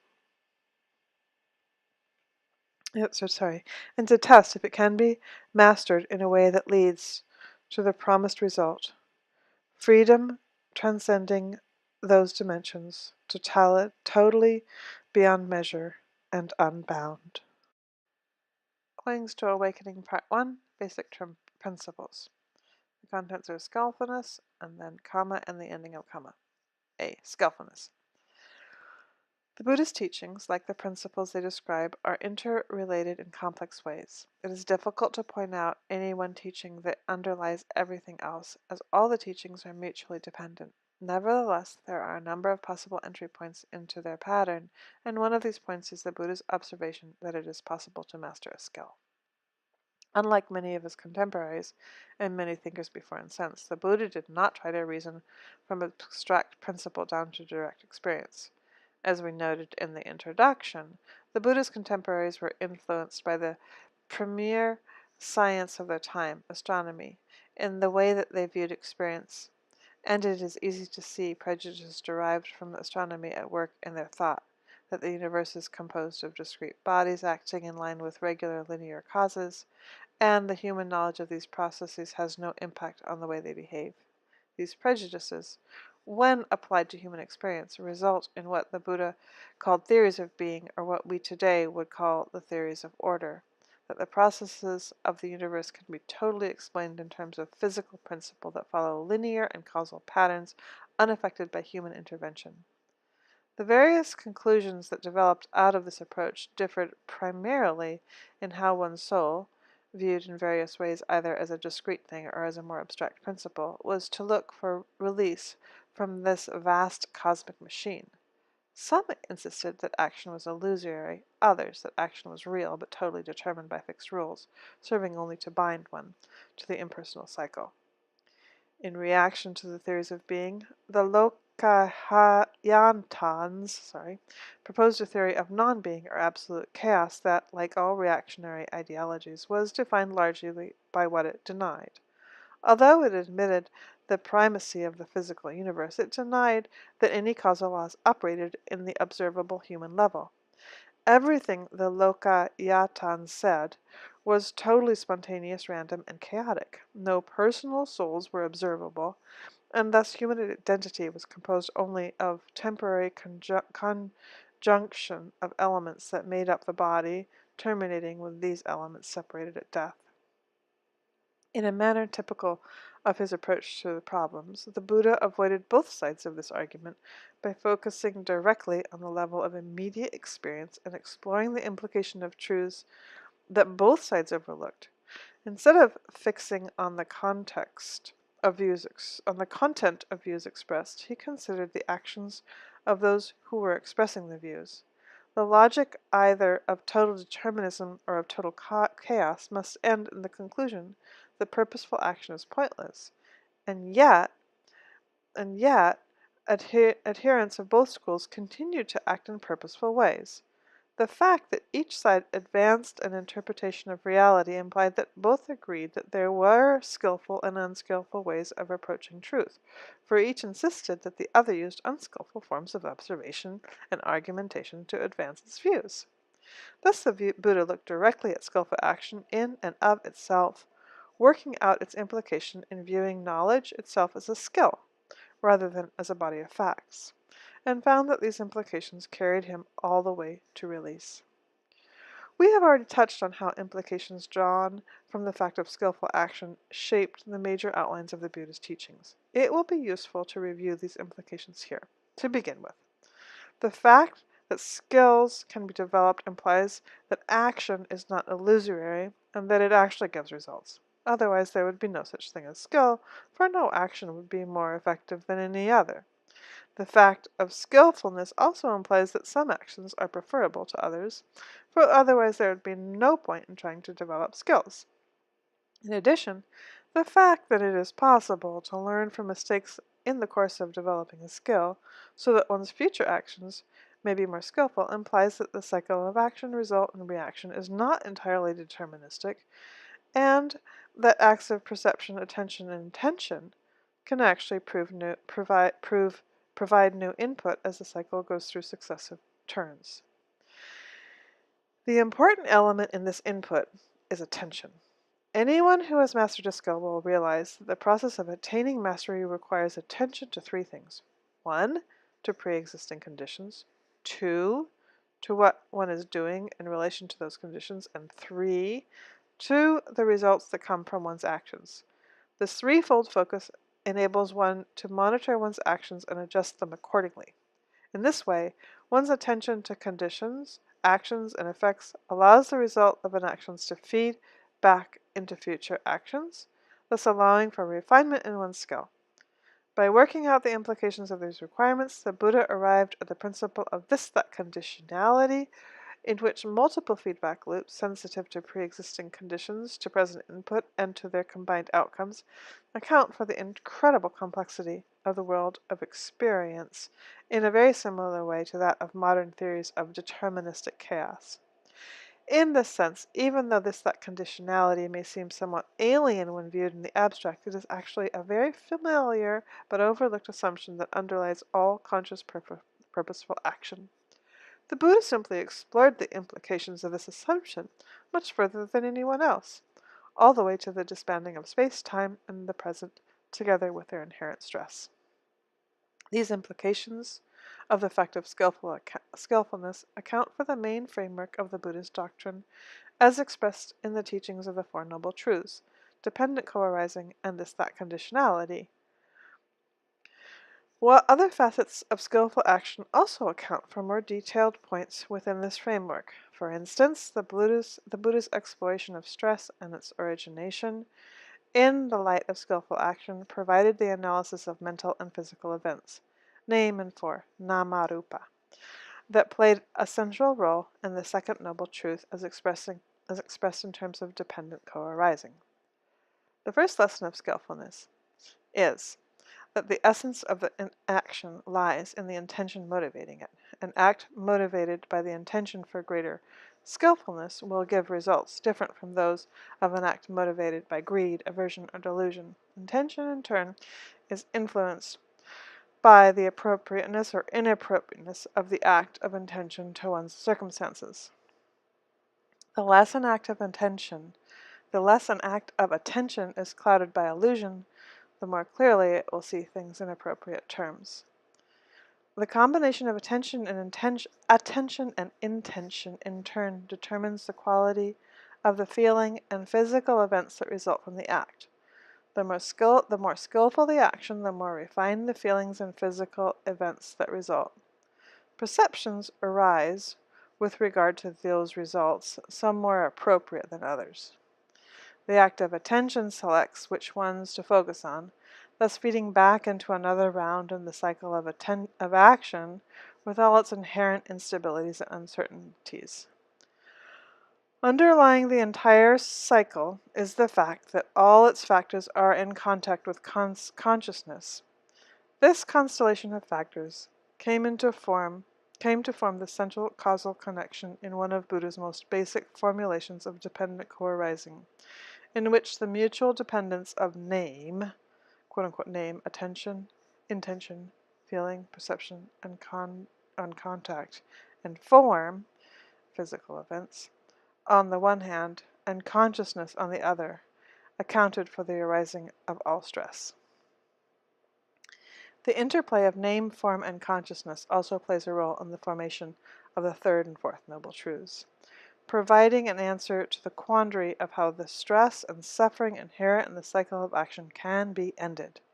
If one tried simply to stop the cycle through direct intention, the intention itself would count as a factor to keep the cycle going. This double bind can be dissolved, however, if we can watch as the contact between consciousness and the cycle naturally falls away. This possibility requires not an attempt at inaction, but even greater skillfulness in all the factors of action. Conviction that the only way to true happiness would be to find a way out of the cycle, that there has to be such a way, and that this was it, the Bodhisatta developed each of the factors of skillful action to an even higher degree of skill. The most skillful form of attention, he discovered, was to view all of experience in terms of the Four Noble Truths: stress, its origination, its cessation, and the path of practice leading to its cessation. These truths not only formed his most basic teaching, but also played a role in the path of practice leading to the cessation of stress as the factor of right view. The most skillful form of attention was to engage in the directed thoughts and evaluations that would lead the mind to the stillness of mental absorption. These factors played a role both as aspects of the path factor of right concentration and as the highest form of path factor of right resolve. The most refined forms of feeling and perceptions were the feelings of pleasure and equanimity, and their accompanying levels of perception in the highest states of mental absorption, later included in the path factor of right concentration as well.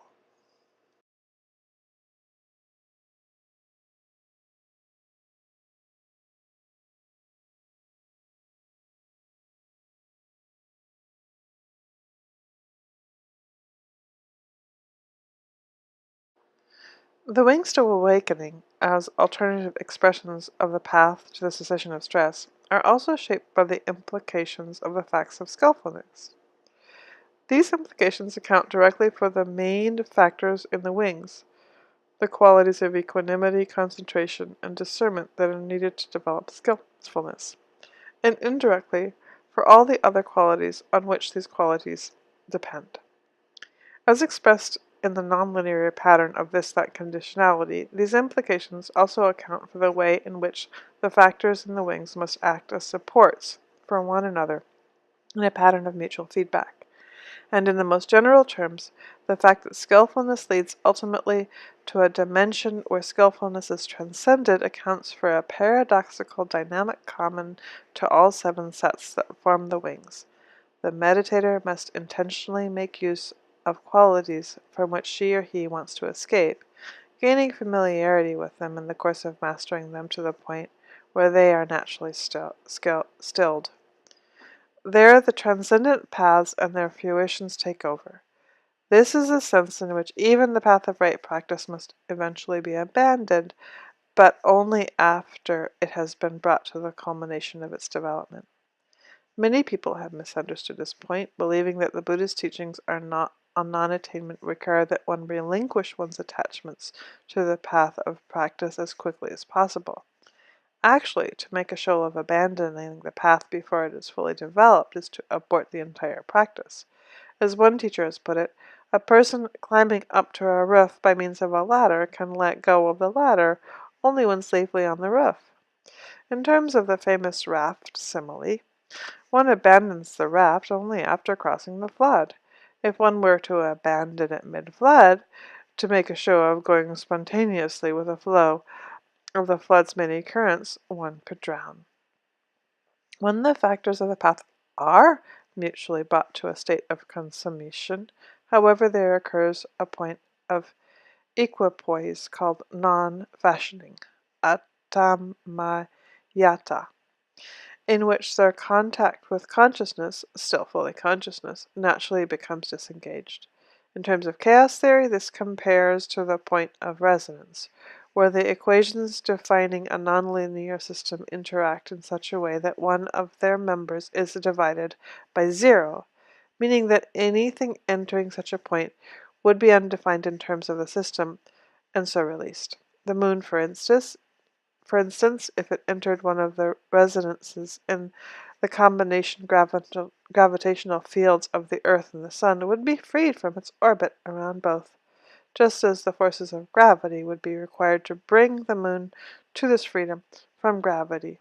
In the same way, the path of skillful action would be required to bring the mind to the point of non-fashioning, where the cycle of action is brought to an end. This is how all experiences of stress, suffering, and the entire cosmos, conditioned by time and the present, is brought to an end as well, leaving the limitless freedom of consciousness without feature, and the endpoint of all human suffering. Thus we can say that the Dhamma, in terms of doctrine, practice, and attainment, derives from the fully explored implications of one's observations, that it is possible to master a skill. This point is reflected not only in the context of Buddha's teachings, but also in the way they are expressed. The Buddha used many metaphors, explicit and implicit, citing the skills of craftsmen, artists, and athletes to illustrate his points. The text abound with explicit similes referring to acrobats, archers, bathmen, butchers, carpenters, farmers, fletchers, herdsmen, musicians, painters, etc., pointing out how their skills correspond either to the way the mind fashions stress and suffering for itself, or to the skills a meditator needs to develop in order to master the path to release. On the implicit level, the passages dealing with meditation are filled with terms derived from music theory. In his younger days, as a prince, the Bodhisattva, like young aristocrats of the time, was undoubtedly a connoisseur of the musical arts, and so was naturally familiar with the theory that lay behind them. Because the terminology of this theory is so pervasive in the teachings he formulated here as a Buddha, it will be useful to discuss it here briefly. Unfortunately, we do not have a full treatise on the theory of musical performance as practiced during the Buddha's time, but there are enough references to music scattered through the texts for us to piece together outlines of that theory. The first step in performance was to tune one's instrument, establishing one's tonic note, literally bass, thana, to make it on pitch, even, or sama, and then to fine-tune or attune, ferret out, or penetrate the remaining notes, again basses, on the scale in relation to the tonic. This required a great deal of skill, sensitivity, and some mathematical knowledge, as the well-tempered scale had not yet been developed, and many different ways to calculate the scale were in use, each approximating to a different emotion.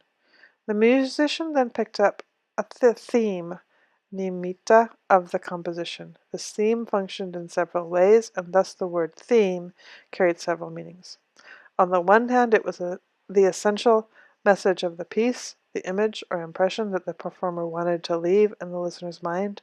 On the other hand, it was the governing principle that determined what orientation or variations would be suitable to the piece. These musical terms reoccur throughout the Buddha's discussions of meditation. For instance, in one context, the Buddha says that one should establish one's persistence to the right pitch, attune the remaining facilities to that pitch, and then pick up one's theme. In other contexts, he says that one should become attuned to a particular theme, and that one should develop meditation in tune with a particular object. impossibilities are said to be non-bass, analogous to tones that cannot function as musical notes. There are enough passages to show that the Buddha used this terminology conscious of its musical connotations, and that he wanted to make the point that the practice of meditation was similar to the art of musical performance. We should thus try to be sensitive to these terms and their implications, for the comparison between music and meditation is a useful one. In the most general sense, this comparison underlies the fact that the knowledge needed for release from suffering is the same sort of that involved mastering a skill. A continued focus on the present, a sensitivity to one's context, one's own actions, and their combined consequences, rather than a command of the abstract body of facts. To develop the path is to become more and more sensitive to the present, in particular more sensitive to one's own sensitivity and its consequences. This is similar to the way in which a musician must learn to listen to his or her own performance, a process that ultimately involves listening to the qualities of one's listening self. The greater one's sensitivity in listening, the more profound one's performance becomes. In the same way, the greater one's sensitivity to one's own mind in development of skillful qualities, the more one abandons the causes of suffering and realizes its cessation. In addition to this general observation, the comparison between music and meditation highlights a number of practical points in the development of meditative skill. First, it underscores the need for flexibility and ingenuity in the practice, tempered by an awareness of the limits of how far that flexibility can go. A skillful musician in the Buddha's time had to master not one but many tuning systems so as to handle a full range of musical themes, while simultaneously knowing which ways of tuning were unworkable. In the same way, a skillful meditator should know many valid ways of tuning the mind to the theme of its meditation, and should have a command of them so as to deal with various contingencies as they arise, but at the same time must be aware that some variations of meditation simply do not lead to awakening. In this light, the 7 sets of the wings to awakening can be viewed as the Buddha's complete list of workable systems for tuning the mind.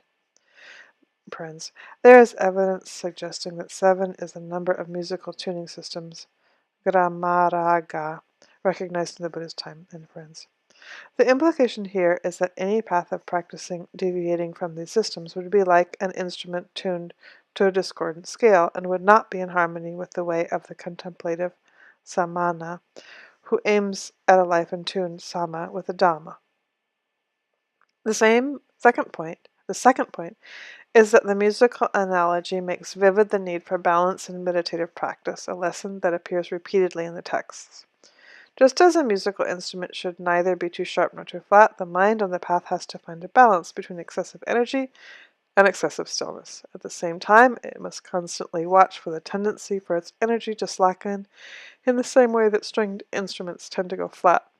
The rightness of right view and other factors of path thus carries the connotation not only of being correct, but also of being just right. The third point is that this analogy helps clarify passages in the text that speak of attaining the goal without effort.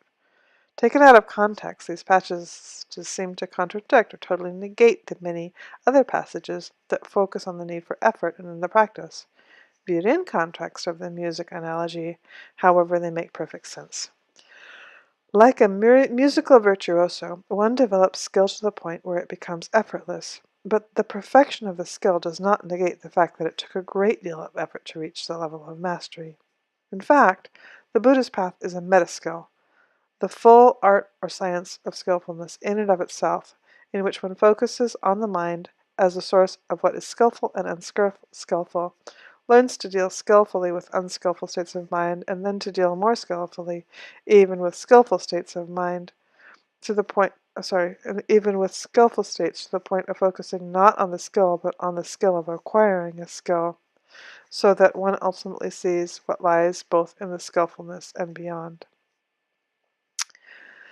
The passage included in this first section cover 3 themes. 1, how the distinction between what is skillful and what is fundamental. 1, how the distinction between what is skillful and not is fundamental to the practice. 2, how to determine what is skillful and what is not. And 3, how to become skillful in developing skillful states of mind. But these issues are so basic, the passages are fairly self-explanatory. A few other facets, however, are easy to overlook.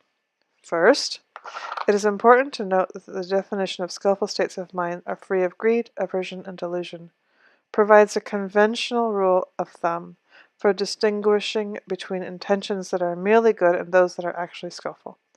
Sometimes good intentions are colored by ignorance, as when one tries to help another person without knowing the true source of the person's problem. This would qualify as a good but not skillful intention.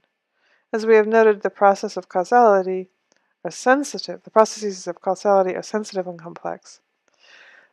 Thus, there is no getting by on well-meaning intentions alone. One must monitor one's actions continually to make sure they are, in fact, appropriate to the present situation and not based on ignorance. Delusion, even well-meaning delusion, is a source for unskillful acts. For this reason, one needs to be constantly observant of one's actions and their effects, so that one's good intentions can truly become skillful and one's actions can actually do justice to the specific conditions in the here and now produced by the process of this/that conditionality. Second, the distinction between skillful and unskillful provides an insightful explanation for the causes for good and evil behavior. The distinction is not limited to the values of any particular society, and it avoids the issues of whether beings are inherently good or bad. When people act in evil ways, it is because they lack skill in the way they think. When they think in skillful ways, they naturally will do good. Because skill is something that can be acquired, the way to goodness is open for all people who want to be good, no matter how badly they have behaved in the past. The canon tells of people who had committed misdeeds and, upon realizing their mistakes, confessed them to the Buddha. The most striking instance was King Ajatasattu, who had killed his father in order to secure his position on the throne. In spite of the gross nature of the deed, the Buddha approved of the king's confession and, instead of playing on the feelings of guilt the king might have had, encouraged him in his determination to mend his ways, adding that it is a cause for progress in the noble way if one realizes one's mistakes as such and resolves not to repeat them.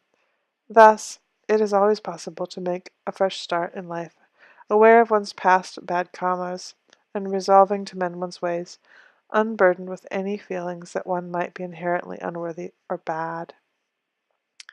Third, it is important to note that the two basic factors, internal and external, that enable one to tell what is skillful and unskillful. The main internal factor is appropriate attention, which is well illustrated in Statute 1. One learns to view one's thoughts objectively without partiality in terms of their actual consequences. As this factor develops from a sense of conviction in the principle of the karma, it turns into the ability to view all of experience in terms of the Four Noble Truths. The main external factor is friendship with admirable people, defined as those who live by the principle of karma. From their teachings, one can learn the advisability of trying to develop skillfulness in the first place. In their behavior, one can see skillfulness in action. These internal and external factors reinforce one another in that skillful attitudes lead one to seek out admirable people to begin with, and admirable people lead one by word and example to see the less obvious advantages of skillful attitude. Fortunately, every human being alive has some skillful qualities in his mind, as well as access to people who are admirable, or on at least some level. Thus, no one consciously starting out on the Buddhist path is starting from scratch. Rather, each person is advised to make the most of the opportunities that one has already been present, or to search for further opportunities to develop the mind in a skillful direction. The two prerequisites for skillfulness are amplified in Statute 2. The discourses from which this passage comes, the discourses of the Kalamas, is often referred to as the Buddha's character of free inquiry because of the emphasis it lays on seeing the truth for oneself without reliance on outside authority. This interpretation, however, misses one of the most important clauses in the discourse, where the Buddha says that one must take note of what wise people censure and praise. In other words, one must check one's own perceptions against those of people of upright character and solid experience. For until one gains awakening, one's perceptions are bound to be partial and biased. This is why the Buddha says that friendship with admirable people, which brings with the ability to recognize admirable people, is the whole of the life of practice. The interaction between appropriate attention and friendship with admirable people in mastering skillful mental qualities is well as illustrated in Statute 6. This passage, in which the Buddha, shortly after his awakening, is instructed by his 7-year-old son, who was born just before Prince Saratha left home, shows very explicitly how one develops appropriate attention by reflecting on the consequences of one's actions before, while, and after acting. If one realizes after acting that what looked like a proper action before and while acting turned out to have unfavorable consequences, one should confess the mistake to one's experienced friends on the path. This allows one to benefit from their counsel and also to make public one's resolve not to make the same mistake again. In this way, although one is responsible for treading the path oneself, one can benefit from the wisdom and encouragement of those already familiar on the way. Passages from the Pali Canon. Statute 1. Before my self-awakening, when I was still just an unawakened bodhisatta, the thought occurred to me, why don't I keep dividing my thinking into 2 classes?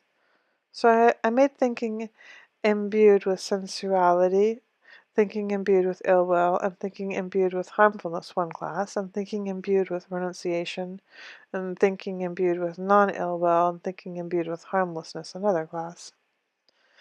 As I remained thus heedful, ardent, and resolute, thinking imbued with sensuality arose in me.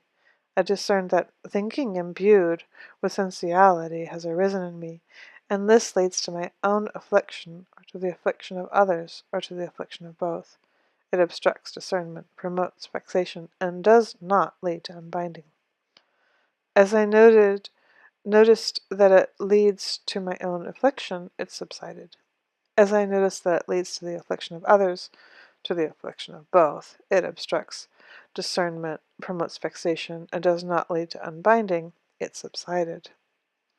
Whenever thinking imbued with sensuality had arisen, I simply abandoned it, destroyed it, dispelled it, wiped it out of existence. Similarly with thinking imbued with ill will and harmfulness. Whenever a monk keeps pursuing with his thinking and pondering, that becomes the inclination of his awareness. If a monk keeps pursuing and thinking imbued with sensuality, abandoning thinking imbued with renunciation, his mind is bent by that thinking imbued with sensuality. Similarly with thinking imbued with ill will and harmfulness. Just as in the last months of the rains in the autumn season, when the crops are ripening, a cowherd would look after his cows. He would tap and poke and check and curb them with a stick on this side and that. Why is that? Because he foresees flogging, or imprisonment, or a fine, or public censure arising from that, if he left his cows to wander in the crops. In the same way, I foresaw in unskillful qualities drawbacks, degradation, and defilement, and I foresaw in skillful qualities rewards related to renunciation and promoting and cleansing. As I remembered the thus heedful, ardent, and resolute, thinking imbued with renunciation arose in me. I discerned that thinking imbued with renunciation has arisen in me, and that leads neither to my own affliction, nor to the affliction of others, nor to the affliction of both. It fosters discernment, promotes lack of vexation, and leads to unbinding. If I were to think and ponder in line with that for even a night, even a day, even a night and day, I do not envision any danger that would come from it, except that thinking and pondering a long time would tire the body. When the body is tired, the mind is disturbed, and a disturbed mind is far from concentration. So I steadied my mind right within, settled, unified, and concentrated it. Why is that? So that my mind would not be disturbed. Similarly with thinking imbued with non-ill will and harmlessness. Whenever a monk keeps pursuing with his thinking and pondering, or whatever a monk keeps pursuing with his thinking and pondering, that becomes the inclination of his awareness. If a monk keeps pursuing thinking imbued with renunciation, abandoning thinking imbued with sensuality, his mind is bent by that thinking imbued with renunciation. Similarly with thinking imbued with non-ill will and harmlessness. Just as in the last months of the hot season, when all the crops have been gathered into the village, a cowherd would look after his cows while resting under the shade of the trees and out in the open, and he simply keeps himself mindful of those cows. In the same way, I simply keep my mind full of those mental qualities. Unflagging persistence was aroused in me, an unmuddled mindfulness established. My body was calm and unaroused, my mind concentrated and single, quite secluded from sensuality, secluded from unskillful mental qualities. I entered and remained in the first jhana, rapture and pleasure born of seclusion, accompanied by direct thought and evaluation. With the stilling of directed thoughts and evaluations, I entered and remained in the second jhana, rapture and pleasure born of concentration, unification of awareness free from distracted thought and evaluation, internal assurance. With the fading of rapture, I remained equanimous, mindful and alert, and sensed pleasure with the body. I entered and remained in the third jhana, of which the noble ones declare, equanimous and mindful. He has a pleasant abiding. With the abandoning of pleasure and pain, as with the earlier disappointments of joy and distress, I entered and remained in the fourth jhana, pure of equanimity and mindfulness, neither pleasure nor pain. When the mind was thus concentrated, purified, bright, unblemished, rid of defilement, pliant, malleable, steady, and attained to imperturbability, I directed it to the knowledge of recollecting my past lives. I recollected my manifold past lives, i.e., 1 birth, 2, 5, 10, 50, 100, 1,000, 100,000, many eons of cosmic concentration, many eons of cosmic expanse, many eons of cosmic contraction and expansion. There I had such a name, belonging to such a clan, had such an appearance, such was my food, such my experience of pleasure and pain, such the end of my life. Passing away from that state, I re-arose there. There, too, I had such a name, belonged to such a clan, had such an appearance, such was my food, such was my experience of pleasure and pain, such the end of my life. Passing away from that state, I re-arose here. Thus I remembered my manifold past lives, in their modes and details. This was the first knowledge I attained in the first watch of the night. Ignorance was destroyed. Knowledge arose. Darkness was destroyed. Light arose, as happens in one who is heedful, ardent, and resolute. When the mind was thus concentrated, purified, bright, unblemished, rid of defilement, pliant, malleable, steady, and attained to imperturbability, I directed it to the knowledge of the passing away and reappearance of beings. I saw, by means of the divine eye, purified and surpassing the human, beings passing away and reappearing. I discerned how they are inferior and superior, beautiful and ugly, fortunate and unfortunate, in accordance with their karma.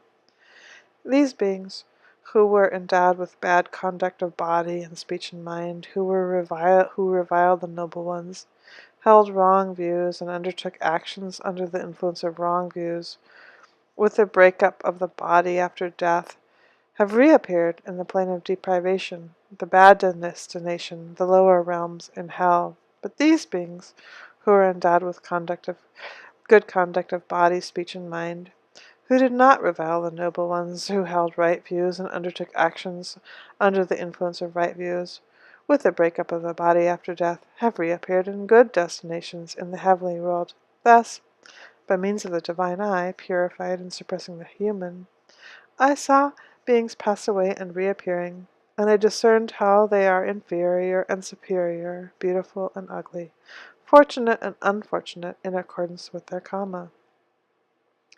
This was the second knowledge I attained in the second watch of the night. Ignorance was destroyed. Knowledge arose, darkness was destroyed, light arose, as happens in one who is heedful, ardent, and resolute. When the mind was thus concentrated, purified, bright, unblemished, rid of defilement, pliant, malleable, steady, and attained to imperturbability, I directed it to the knowledge of the ending of the effluence. I discerned, as it has come to be, that this is stress. This is the origination of stress. This is the cessation of stress. This is the way leading to the cessation of stress. These are the effluents. This is the origination of the effluence. This is the cessation of the effluence. This is the way leading to the cessation of the effluence. My heart, thus knowing, thus seeing, was released from the effluence of sensuality, released from the effluent of becoming, released from the effluent of ignorance. With release, there was the knowledge. Released! I discerned that birth is ended, the holy life is fulfilled, the task is done, there is nothing further for this world. This was the third knowledge I attained in the third watch of the night. Ignorance was destroyed, knowledge arose, darkness was destroyed, light arose, as happens in one who is heedful, ardent, and resolute. Statute 2. As they were sitting to one side, the Kalamas of the Kisaputta said to the Blessed One, Venerable Sir, there are some contemplatives and Brahmins who come to Kasiputta. They expound and glorify their doctrines, but as for the doctrines of others, they deprecate them, revile them, show contempt for them, and disparage them. And then other contemplatives and Brahmins come to Kasaputta. They expound and glorify their own doctrines, but as for the doctrines of others, they depreciate them, revile them, show contempt for them, and disparage them. They leave us simply uncertain and doubtful. Which of these venerable contemplatives and Brahmins were speaking the truth, and which ones are lying? Of course you are uncertain, Kalamas. Of course you're doubtful. When there are reasons for doubt, uncertainty is born. So in this case, Kalamas, don't go by reports, by legends, by traditions, by scriptures, by conjecture, by inference, by analogies, by agreement through pondering views, by probability, or by the thought, this contemplative is our teacher. When you know for yourselves that these qualities are unskillful, these qualities are blameworthy, these qualities are criticized by the wise, these qualities, when undertaken and carried out, can lead to harm and suffering, then you should abandon them. What do you think, Kalamas? When greed arises in a person, does it arise for welfare or for harm? For harm, Lord. And this greedy person, overcome by greed, his mind possessed by greed, doesn't he kill living beings, take what is not given, go after another person's wife, tell lies, and induce others to do likewise, all of which is for long-term harm and suffering? Yes, Lord. Similarly for aversion and delusion. So what do you think, Kalamas? Are these qualities skillful or unskillful? Oh, unskillful, Lord. Blameworthy or blameless? Oh, blameworthy, Lord. Criticized by the wise or praised by the wise? Oh, criticized by the wise Lord. When undertaken and carried out, do they lead to harm and suffering or not? Oh, when undertaken and carried out, they lead to harm and suffering. Now, Kalamas, don't go by reports, by legends, by traditions, by scripture, by conjecture, by inference, by analogies, by agreement through pondering views, by probability, or by thought. This contemplative is our teacher. When you know for yourselves that these qualities are skillful, these qualities are blameless, these qualities are praised by the wise, these qualities, when undertaken and carried out, lead to the welfare and to happiness, then you should enter and remain in them. What do you think, Kalamas? When lack of greed arises in a person, does it arise for welfare or for harm? Oh, for welfare, Lord. And this ungreedy person, not overcome by greed, his mind not possessed by greed, he doesn't kill living beings, doesn't take what is not given, go after another person's wife, or tell lies, or induce others to do likewise, all of which is for long-term welfare and happiness, right? Yes, Lord. Similarly, for lack of aversion and lack of delusion. So, what do you think, Kalamas? Are these qualities skillful or unskillful? Oh, skillful, Lord. Blameworthy or blameless? Oh, blameless, Lord. Criticized by the wise or praised by the wise? Oh, praised by the wise, Lord. When undertaken and carried out, do they lead to welfare and happiness or not? Oh, when undertaken and carried out, they lead to welfare and happiness. Now, what is skillful? Taking life is unskillful. Taking what is not given, sexual misconduct, lying, abusive speech, divisive tale-bearing, idle chatter is unskillful. Covetousness, ill will, wrong view are unskillful. These things are termed unskillful. And what are the roots of what is unskillful? Greed is a root of what is unskillful. Aversion is a root of what is unskillful. Delusion is a root of what is unskillful. These are termed the roots of what is unskillful. And what is skillful? Abstaining from taking life is skillful. Abstaining from taking what is not given, from sexual misconduct, from lying, from abusive speech, from divisive tale-bearing, abstaining from idle chattel is skillful. Lack of covetousness, lack of ill will, right views are skillful. These things are termed skillful. And what are the roots of what is skillful? Lack of greed is a root of what is skillful. Lack of aversion is a root of what is skillful. Lack of delusion is a root of what is skillful. These are termed the roots of what is skillful. The Tathagata, the worthy one, the Tathagata, the worthy one, the rightly self-awakened one, has two Dhamma discourses given in sequence. Which two? See evil as evil. This is the first Dhamma discourse. Having seen evil as evil, become disenchanted there, dispassionate there, released. This is the second Dhamma discourse. See evil, be dispassionate towards evil, then, with a mind dispassionate, you will put an end to suffering and stress. Abandon what is unskillful, monks. It is possible to abandon what is unskillful. If it were not possible to abandon what is unskillful, I would not say to you, abandon what is not skillful. Because it is possible to abandon what is unskillful, I say to you, abandon what is unskillful. If this abandoning of what is unskillful were conductive to harm and pain, I would not say to you, abandon what is unskillful.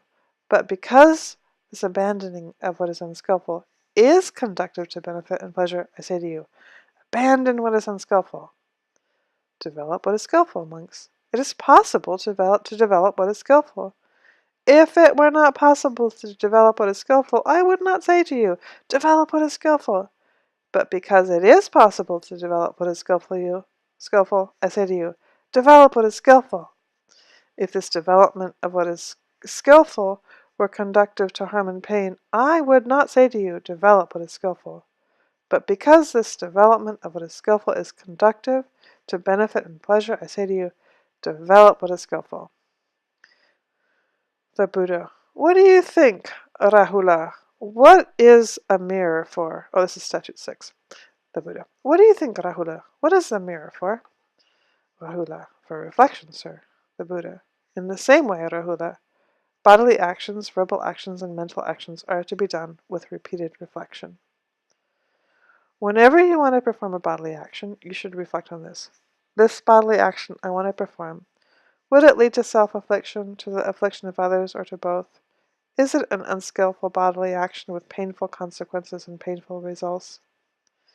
If on reflection you know that it would lead to self-affliction, to the affliction of others, or to both, it would be unskillful bodily action with painful consequences and painful results, and then any bodily action of that sort, is absolutely unfit for you to do. But if on reflection you know that it would not cause affliction, it would be a skillful bodily action with happy consequences, happy results, and then any bodily action of that sort is fit for you to do. Similarly, with verbal actions and mental actions. When you are performing a bodily action, you should reflect on it. This bodily action I am doing, is it leading to self-affliction, or to the affliction of others, or to both? Is it an unskillful bodily action with painful consequences and painful results? If on reflection you know that it is leading to self-affliction, to the affliction of others, or to both, you should give it up. But if on reflection you know that it is not, you can continue with it. Similarly with verbal actions and mental actions. Having performed a bodily action, you should reflect on it. If on reflection you know that it led to self-affliction, to the affliction of others, or to both, it was an unskillful bodily action with painful consequences, painful results, and then you should confess it, reveal it, lay it open to the teacher, or to a knowledgeable companion in the holy life. Having confessed it, you should exercise restraint in the future. But if on reflection you know that it did not lead to affliction, it was a skillful bodily action with happy consequences, happy results, and then you should stay mentally refreshed and joyful, training day and night in skillful qualities. Similarly with verbal actions. Having performed a mental action, you should reflect on it. If on reflection you know that it led to self-affliction, to the affliction of others, or to both, it was an unskillful mental action with painful consequences, painful results, then you should feel horrified, humiliated, and disgusted with it. Feeling horrified, you should exercise restraint in the future. But if on reflection you know that it did not lead to affliction, it was a skillful mental action with happy consequences, happy results, and then you should stay mentally refreshed and joyful, training day and night in skillful qualities. Rahula, all the contemplatives and the Brahmins in the course of the past who purified their bodily actions, verbal actions, and mental actions did it through repeated reflection on their bodily actions, verbal actions, and mental actions in just this way. All the contemplatives and Brahmas in the course of the future, all the contemplatives and the Brahmins at present who purify their bodily actions, verbal actions, and mental actions, do it through repeated reflections on their bodily actions, verbal actions, and mental actions in just this way. Therefore, Rahula, you should train yourself. I will purify my bodily actions through repeated reflection. I will purify my verbal actions through repeated reflection. I will purify my mental action through repeated reflection. Thus, you should train yourself. This is what the Blessed One said. Glad at heart, Venerable Rahula delighted in the Blessed One's words. Statute 7. The non-doing of any evil, the performance of what's skillful, the cleansing of one's own mind. This is the Buddha's teaching. Non-disparaging, non-judging restraint in line with the patimokkha, moderation in food, dwelling in seclusion, commitment to the heightened mind. This is the Buddha's teachings.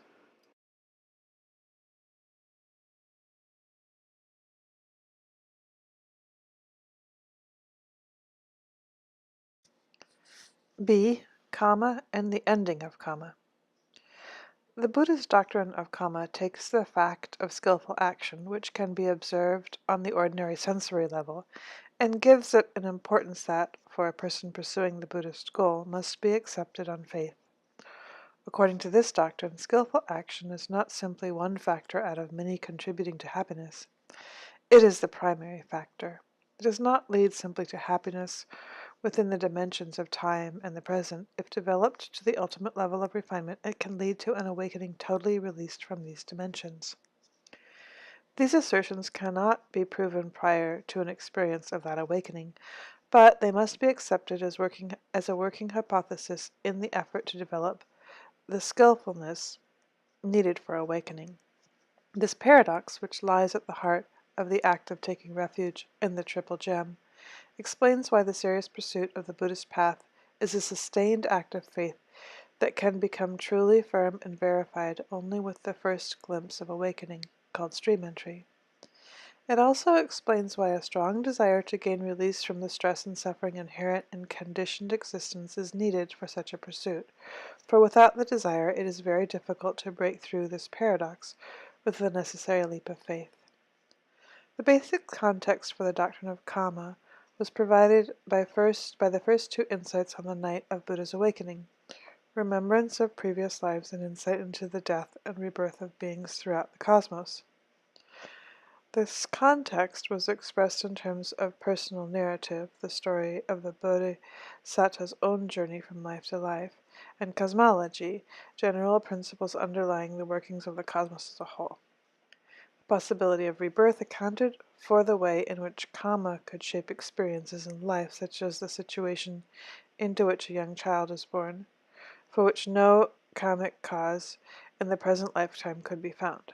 The pattern of death and rebirth for all beings, in which the quality of the state of rebirth depends on the moral quality of actions performed in previous lifetimes, presented the possibility that moral standards, instead of being mere social conventions, were intrinsic to the workings of any and all experience of the cosmos.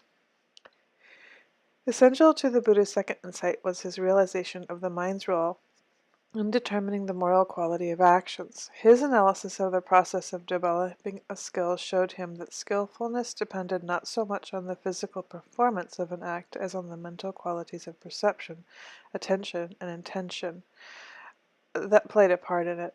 Of these three qualities, the intention formed the essence of the act, as it constituted the decision to act, while attention and perception informed it. Thus, the skillfulness of these mental phenomena account for the act's karmic consequences. The less greed, aversion, and delusion motivating the act, the better its results. Unintentional acts would have karmic consequences only if they resulted from carelessness in areas where one would reasonably be held responsible. Intentional actions performed under the influence of right view, which on this level means conviction in the principle of karma, conviction in the principle of it says it twice there, funnily enough, led inherently to a pleasant state of rebirth, while those performed under the influence of wrong view led to unpleasant states. Thus the quality of the views on which one acts, i.e. the quality of the perception and attention informing the intention, so I'll say that again, i.e. the quality of the perception and attention informing the intention, is a major factor in shaping experience. This observation undercuts the radical distinction between mind and material reality that is taken for granted in our own culture and also assumed by many of the Samana schools of the Buddhist time. From the Buddha's viewpoint, mental and physical phenomena are two sides of a single coin, with the mental side of prior importance. Many descriptions of the Buddha's teachings on the Kama tend to stop here, but there are many passages on Kama in the canon and included in this section that do not fit into the neat picture based merely on the first two insights on the night of the awakening. The only way to account for these passages is to note the simple fact that Buddha's teachings on Kama were shaped not only by these two insights, but also by the third insight and the resulting knowledge of unbinding. The third insight explored the possibility of the fourth kind of Kama. In addition to good, bad, and a mixture of the two, that was skillful enough to bring about the ending of karma. At the same time, in the course of developing the level of skillfulness needed to bring karma to an end, the Buddha learned a great deal about the nature of action that forced him to recast his understanding of karma in more subtle terms. The knowledge of unbinding, which followed on the full development of this fourth type of karma and the realizations that accompanied it, acted as proof that the understandings comprising the three insights were true. To explore these points will not only help give us more complete understanding of the Buddha's teaching on karma, but will also show why conviction in the principle of skillful karma is essential to Buddhist practice. In his effort to master karma in such a way as to bring karma to an end, the Buddha discovered that he had abandoned the context of personal narrative and cosmology, in which the issue of karma first presented itself. Both these forms of understanding deal in categories of being and not being, self and others, but the Buddha found that it was impossible to bring karma to an end if one thought in such terms. For example, Narrative and cosmological modes of thinking would lead one to ask whether the agent who performed the act of karma was the same as the person experiencing the result, someone else, both, or neither. If one answered that it was the same person, then the person experiencing the result would have to identify not only with the actor but also with the mode of action, and thus would not be able to gain release from it. If one answered that it was another person, both oneself and another, or neither, then the person experiencing the result would see no need to heighten the skill or understanding of his or her own karma in the present, for the experience of pleasure and pain was not his or her own full responsibility. In either case, the development of the fourth type of karma would be aborted. To avoid the drawbacks of the narrative and cosmological mindsets, the Buddha pursued an entirely different tact, what he called entry into emptiness, and what modern philosophy calls radical phenomenology, a focus on the events of present consciousness in and of themselves without any reference to questions of whether there are any entities underlying these events. In the Buddha's case, he focused simply on the process of karmic cause and results as it played itself out in the immediate present, in the process of developing the skillfulness of mind without reference to who or what lay behind those processes. On the most basic level of this mode of awareness, there was no sense even of existence or non-existence, but simply the events of stress, its origination, its cessation, and the path to its cessation, arising and passing away. Through this mode he was able to pursue the fourth type of karma to its end, at the same time gaining heightened insight into the nature of action itself and its many implications, including the question of rebirth, the relationship of mental to physical events, and the way karma constructs all experiences of the cosmos. Because the Buddha gained both understanding and release from karma by pursuing the phenomenological mode of attention, his full-dress systematic analysis of karma is also expressed in that mode. This analysis is included in his teachings on this-that conditionality, so it's this/that conditionality, dependent co-arising, and the Four Noble Truths, the three levels of refinement in the type of right view without affluence that underlay his mastery of the fourth type of karma. Here we will consider in turn how each of these teachings shaped the Buddha's teachings on karma, how the knowledge of unbinding confirmed these teachings, and how the success of the phenomenological mode of analysis shaped the Buddha's use of the narrative and cosmological modes in instructing others. We will conclude with a discussion of how these points show the need for conviction and the principle of karma as a working hypothesis for anyone who wants to gain release from suffering and stress. To begin with, this/that conditionality. This principle accounts not only for the complexity of the karmic process, but also for it being regular without, at the same time, rigidly deterministic. The non-linearity of this/that conditionality also accounts for the fact that the process can be successfully dismantled by radical attention to the present moment. Unlike the theory of linear causality, which led the Vedists and Jains to see the relationship between an act and its results as predictable and tit for tat, the principle of this/that conditionality makes that relationship inherently complex. The result of karma experienced at any one point in time come not only from past karma but also present karma. This means that although there are general patterns relating habitual acts to corresponding acts, there is no set one-for-one tit-for-tat relationship between the particular action and its results. Instead, the results are determined by the context of the act, both in terms of actions that precede or follow it, and in terms of one's state of mind at the time of acting or experiencing the result. As we noted in the introduction, the feedback loops inherent in this/that conditionality mean that the working out of any particular cause-effect relationship can be very complex indeed. This explains why the Buddha says in section 12 that the results of karma are imponderable. Only a person who has developed the mental range of a Buddha, another imponderable itself, would be able to trace the intricacies of the karmic network. The basic premise of karma is simple, that skillful intentions lead to favorable results and unskillful ones lead to unfavorable results. but the process by which those results work themselves out is so intricate that it cannot be fully mapped. We can compare this with the Mandelbrot set, see the cover of this book, a mathematical set generated by a simple equation, but whose graph is so complex that it will probably never be completely explored. Although the precise working out of the comic process is somewhat predictable, it is not chaotic. The relationship between karmic cause and their effects is entirely regular. When an action is of the sort that it will be felt as such in such a way, that is how its results will be experienced. Skillful intentions lead to favorable results, unskillful to unfavorable results. Thus, when one participates in the karmic process, one is at the mercy of a pattern that one's actions put into motion,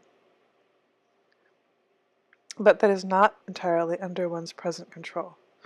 Despite the power of the mind, one cannot reshape the basic laws of cosmic causality at whim. These laws include the physical laws within which one's karma must ripen and work itself out. This is the great point of passage, in which the Buddha explains that present pain can be explained not only by past karma but also by a host of other factors. The list of alternative factors he gives comes straight from various causes for pain that were recognized in the medical treatises of his time. If we compare this list with his definition of old karma in section 15, we see that many, if not all, of the alternative causes are actually the result of past actions.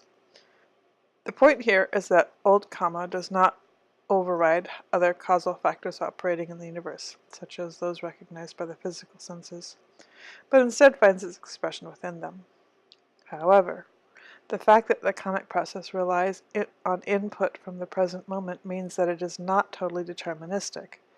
Input from the past may place restrictions on what can be done and known in any particular moment, but the allowance for new input from the present provides some room for free will. This allowance also opens up the possibility for escape from the cycle of karma altogether by means of the fourth type of karma, the development of heightened skillfulness through the pursuit of the 7 factors for awakening and the Noble Eightfold Path, and by extension, all of the wings to awakening.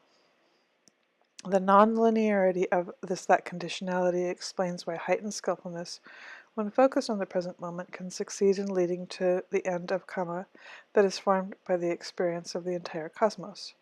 All nonlinear processes exhibit what is called scale invariance, which means that the behavior of the process on any one scale is similar to its behavior on the smaller or larger scales.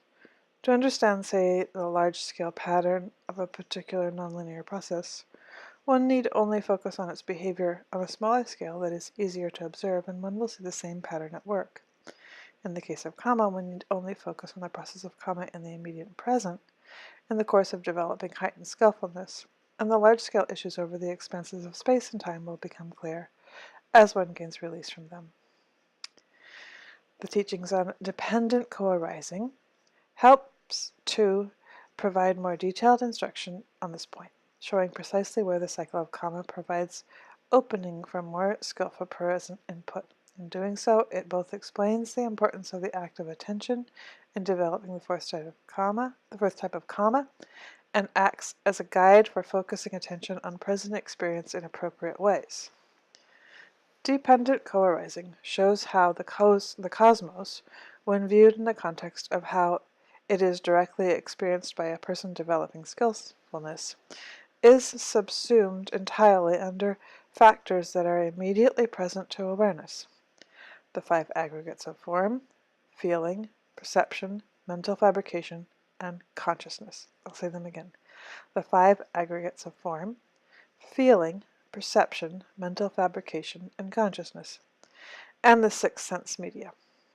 Included in this description is the Buddha's ultimate analysis of karma and rebirth. The nexus of karma, clinging, becoming, and birth accounts for the realm in which birth takes place, whereas the nexus of name and form with consciousness accounts for the arising and survival of the karmically active organism within that realm.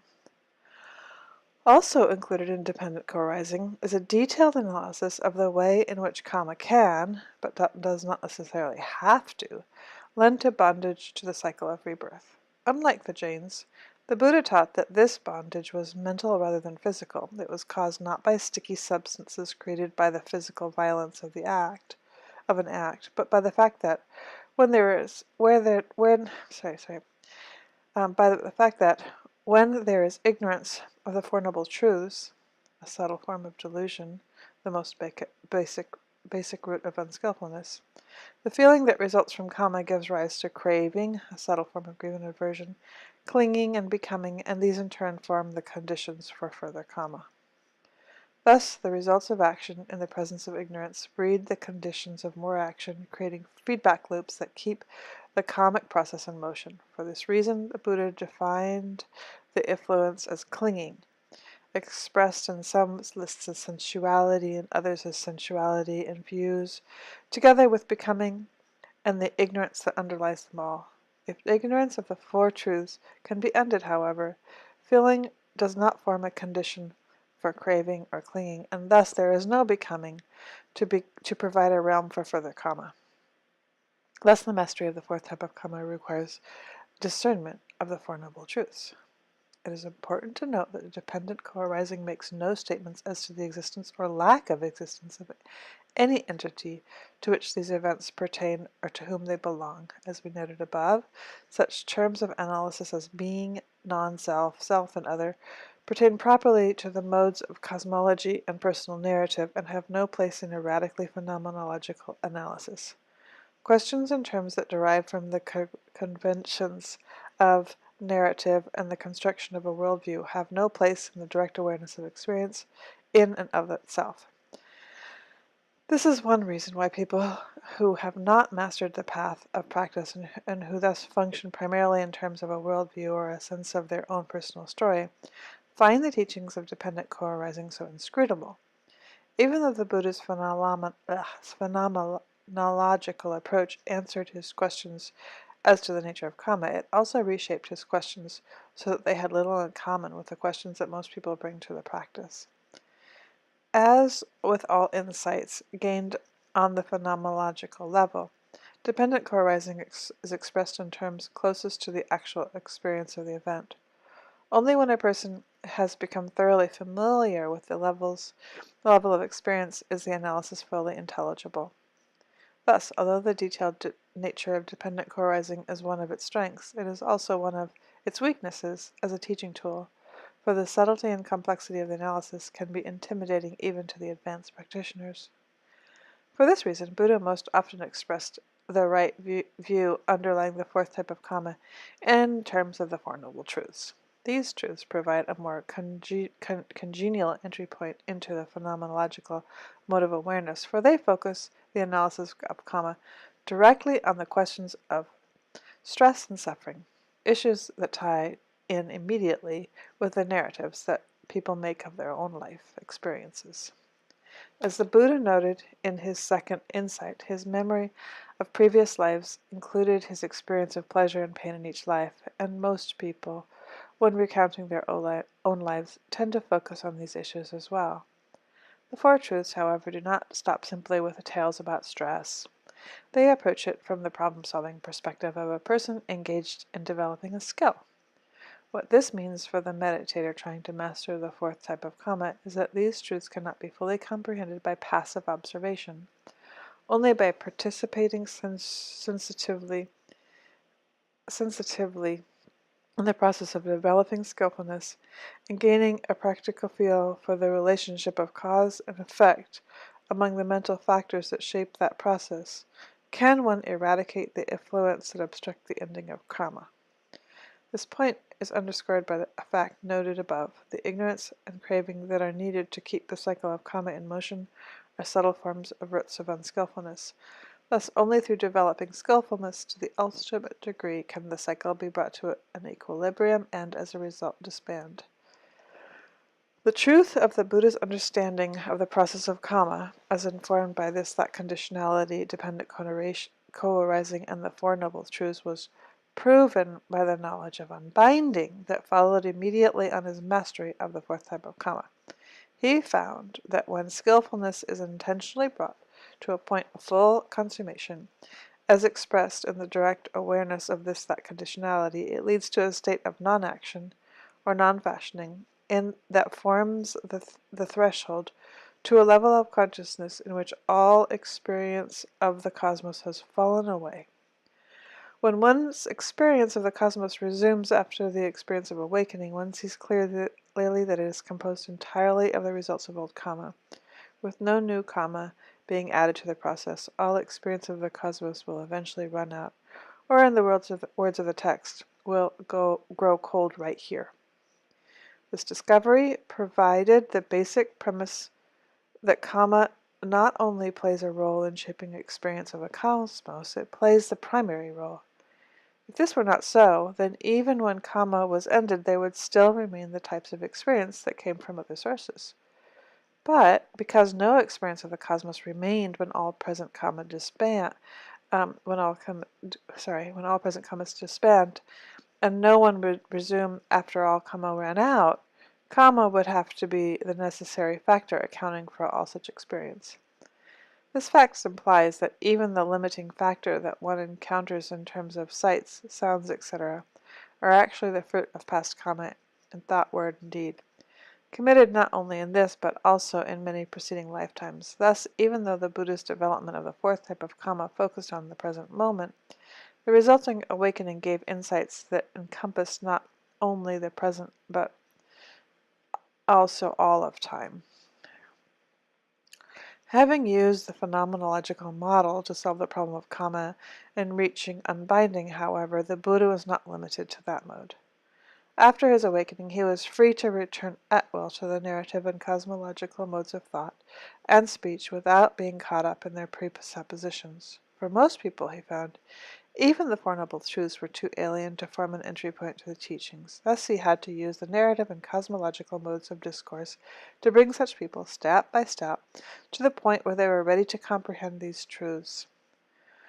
What he had learned in the final stage of his awakening did not negate the validity of the first and second insights into karma and rebirth. Instead, it perfected them. The main change that the experience of awakening made in his view of personal narrative and cosmology is that it opened them both to the dimensions of release. The drama of karma and the cosmos is not a closed cycle. The principle of karma can be mastered to the point where they open up to the way out, just as the gravity of the sun and the earth could bring the moon to a point of resonance where it is freed from their power. The narrative of a person's course through the cosmos is not doomed to aimless and endlessly repeating death and rebirth. The person can tread the path of practice to unbinding and so bring the narrative to an end. Thus the Buddha used narrative and cosmological explanations to persuade his listeners to explore the phenomenology of skillful action so that they too might gain release. His description of the role of action in shaping the vast expanse of space, time, and existence was designed to focus the listener's attention on the liberating potential of what she or he was doing in the here and now. Some of his most poignant teachings are narratives devoted to just this purpose. Quote, "What do you think, monks? Which is greater, the tears you have shed while transmigrating and wandering this long time, crying and weeping, from being joined with what is displeasing, from being separated from what is pleasing, or the water in the four great oceans? This is the greater, the tears you have shed. Why is that? From the inconceivable beginning, monks, comes transmigration. The beginning point is not evident, although beings hindered by ignorance and fettered by craving are transmigrating and wandering on. Long have you thus experienced stress, experienced pain, experienced loss, swelling the cemeteries, long enough to become disenchanted with all fabrications, enough to become dispassionate, enough to be released." Unquote. The cosmological discourses, such as DN 26, DN 27, MN 129, and MN 130, are aimed at a similar point. DN 26 describes how the evolution and devolution of the cosmos derive from the skillful and unskillful karma of the beings who inhabit it, and ends with the admonition that one should make an island for oneself, safe from the process of the ups and downs of the cosmos. This island is nothing other than the practice of the four frames of reference, which, as we see in 2b, are precisely the training aimed at familiarizing oneself with the phenomenology of skillful action. DN 27 shows how karma accounts for the evolution of human society, ending with the statement that the most exalted member of society is the Arahat, who has gained release through highest discernment. MN 129 and MN 130 give graphic descriptions of the levels of heaven and hell, into which beings may be reborn after death through the power of good and bad karma. MN 130 ending with a verse on the need to practice the path to non-clinging to escape the dangers of birth and to death entirely. Thus, the experiences of his awakening gave a new purpose to the narrative and cosmology in the Buddha's eyes. They became tools for persuading his listeners to adopt the training that would lead them to the phenomenological mode. This accounts for the ad hoc and fragmentary nature of the narratives and cosmological sketches in his teachings. They are not meant to be analyzed in a systematic way. It is a mistake to tease out their implications and to see what they may say about such metaphysical questions as the existence or lack of existence of entities or identities underlying the process of karma and rebirth, the relationship between the laws of karma and the laws of physical science, or the nature of the mechanism by which karma makes its results felt over time. See the discussion of appropriate questions in 2G. This search for systematic answers to such issues is not only invalid or irrelevant from the Buddhist point of view, it is actually counterproductive in that it blocks one from entering the path to release. As we should note, none of the modes of discourse, narrative, cosmological, or phenomenological, is capable of describing or even framing proper questions about what happened after awakening. For such issues, which lie beyond the conditions of time in the present, cannot be properly expressed by the conventions of language and analysis, which are bound by those conditions. Only a person who has mastered the skill of release has the mental skills needed to comprehend such matters. The Buddha reserved his systematic explanations for the particular phenomenological mode to be used in viewing the process of karma in its own terms, as it is being mastered, so that the actual problem of karma and its retribution, as opposed to theoretical questions about them, will be solved. The right way to listen to the narrative and its cosmological sketches, then, is to see what they imply about one's own need to master the karmic process on the level of awareness in and of itself. From these points it should become clear why karma, as an article of faith, is a necessary factor in the path of Buddhist practice. The teachings on karma, in its narrative and cosmological forms, provides the context for the practice, giving it direction and urgency. Because the cosmos is governed by the laws of karma, these laws provide the only mechanism by which happiness can be found. But because good and bad karma, consisting of good and bad intentions, simply perpetuate the ups and downs of experience in the cosmos, a way must be found out of the mechanisms of karma by mastering it in a way that allows it to disband in an attentive state of non-intention. And because there is no telling what sudden surprises the results of one's past karma may still hold in store, one should try to develop mastery as quickly as possible. In its phenomenological mode, the teaching on karma accounts for the focus and the terms of analysis used in this practice. It also accounts for the mental qualities needed to attain and maintain the level of focus and analysis. In terms of focus, the principle of scale invariance at work with the complexities of karma mean that their essential processes can be mastered by focusing total attention on them at the mind in the immediate present. This focus accounts for the practice of frames of reference meditation, in which attention is directed at the present phenomena in and of themselves.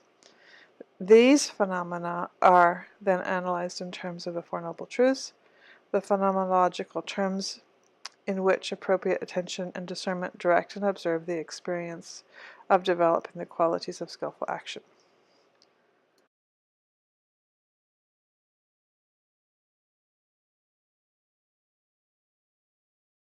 The most immediate skillful karma that can be observed on this level is the mastery of the very same mental qualities that are supporting this refined level of focus and analysis. Mindfulness, concentration, and discernment, together with the more basic qualities on which they are based.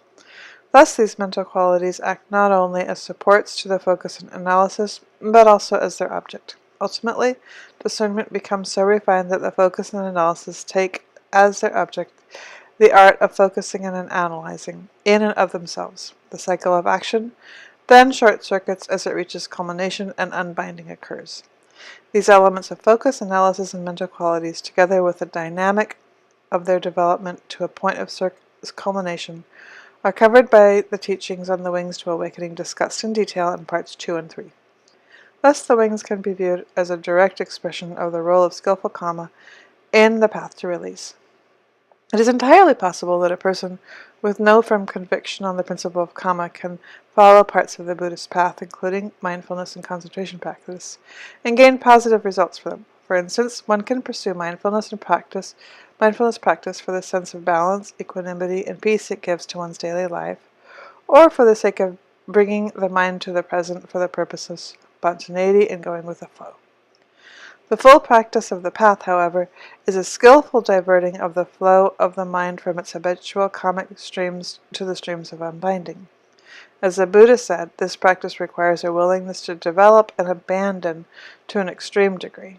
The developing requires a supreme effort aimed at a full and conscious mastery of mindfulness, concentration, and discernment to the point of non-fashioning and on to release. A lack of conviction in the principle of karma would undercut the patience and commitment, the desire, persistence, intent, and refined power of discernment needed to pursue concentration and discernment to the most heightened levels, beyond what is needed for a general sense of peace or spontaneity. The abandoning involves uprooting the most deeply buried forms of clinging and attachment that keeps one bound to the cycle of rebirth. Some of these forms of clinging, such as views and theories about self-identity, are so entrenched in the narrative and cosmological modes in which most people function that only firm conviction in the benefits to be had by abandoning them will be able to pry them loose. This is why the Buddha insisted repeatedly, and we will have occasion to return to this theme at several points in this book, that conviction in the fact of his awakening necessarily involves conviction in the principle of karma, and that both forms of conviction are needed for the skillful mastery of the karma of heightened skillfulness leading to release. The canon contains many well-known passages where the Buddha asks his listeners not to accept his teaching simply on faith, but these remarks were directed to people just beginning their practice. Such people needed only accept the general principle of skillful action on a trial basis, focusing on the input of their action into the causal system of the present moment, and exploring the connection between skillful intentions and favorable results. The more complex issues of karma came into play at this level, only enforcing one to be patient with the practice. Many times skillful intentions do not produce their favorable results immediately, aside from the sense of well-being, sometimes clearly perceptible, sometimes barely, that comes with acting skillfully. Were it not for this delay, the principal form of karma would be self-evident. No one would dare act on unskillful intentions, and there would be no need to take the principle on faith. As we noted in the introduction, the complexity of this thought conditionality is the major cause for the confusion and lack of skill with which most people live their lives. The ability to master this process takes time. As one progresses further on the path, however, and as the process of developing skillfulness in and of itself comes more and more to take center stage in one's awareness, the actual results of developing skillfulness should give greater and greater reason for conviction in the principle of karma. Except in cases where people fall into the trap of heedlessness or complacency, these results can spur and inspire one to hold to the practice of karma with the increasing levels of firmness, focus, and refinement needed for awakening. Passages from the Pali Canon. And then here we have a passage. Phenomena are preceded by the heart, ruled by the heart, made of the heart. If you speak or act with a corrupted heart, then suffering follows you, as the wheels of the cart, the track of the ox that pulls it. Phenomena are preceded by the heart, ruled by the heart, made of the heart. If you speak or act with a calm, bright heart, then happiness follows you like a shadow that never leaves. Okay, that was section 8. Now we go to section 9. Beings are owners of karma, heir to karma, born of karma, related through karma, and have karma as their arbitrator. Karma is what creates distinctions among beings in terms of their coarseness and refinement. This is the case where a certain woman or man is one who takes life, brutal, bloody-handed, violent, cruel, merciless to living beings. From performing and undertaking such karma, then, on the breakup of the body after death, this person reappears in the plane of deprivement, the bad destination, the lower realms, in hell. Or, if he or she does not reappear in the planes of deprivement in hell, but instead returns to the human state, then whatever she or he is reborn, she or he is short-lived. This is the way leading to short life, namely being one who takes life. But there is the case where a certain woman or man, abandoning the taking of life, abstains from the taking of life, dwelling with rod laid down, knife laid down, scrupulous, merciful, compassionate for the welfare of all living beings. From performing and undertaking such karma, then on the breakup of the body after death, this person reappears in the good destinations in the heavenly world, or, if she or he does not reappear, in the heavenly world, but instead returns to the human state, then wherever she or he is reborn, she or he is long-lived. This is the way leading to long life, namely being one who, abandoning the taking of life, abstains from the taking of life. Furthermore, there is the case where a certain woman or man has a tendency to injure living beings with a hand or with a clod, with a stick or with a knife. On the breakup of the body after death, this person reappears in the plane of deprivement in hell. Or, if he or she instead returns to the human state, then wherever he or she is reborn, he or she is sickly. This is the way leading to being sickly, namely being one who has a tendency to injure living beings. But there is the case where a certain woman or man does not have the tendency to injure living beings. This is the way to leading to being healthy. Furthermore, there is the case where a certain woman or man has an angry and irritable nature. Even when lightly criticized, he or she gets offended, provoked, hostile, and resentful, and displays annoyance, aversion, and bitterness. This is the way leading to being ugly. But there is the case where a certain woman or man does not have an angry and irritable nature, even when heavily criticized. She or he does not get offended, provoked, hostile, or resentful, and displays no annoyance, aversion, or bitterness. This is the way leading to being beautiful. Furthermore, there is the case where a certain woman or man has an envious nature, envying, resenting, begrudging the fortune, honor, respect, reverence, salutations, and venerations received by others. This is the way leading to having little authority.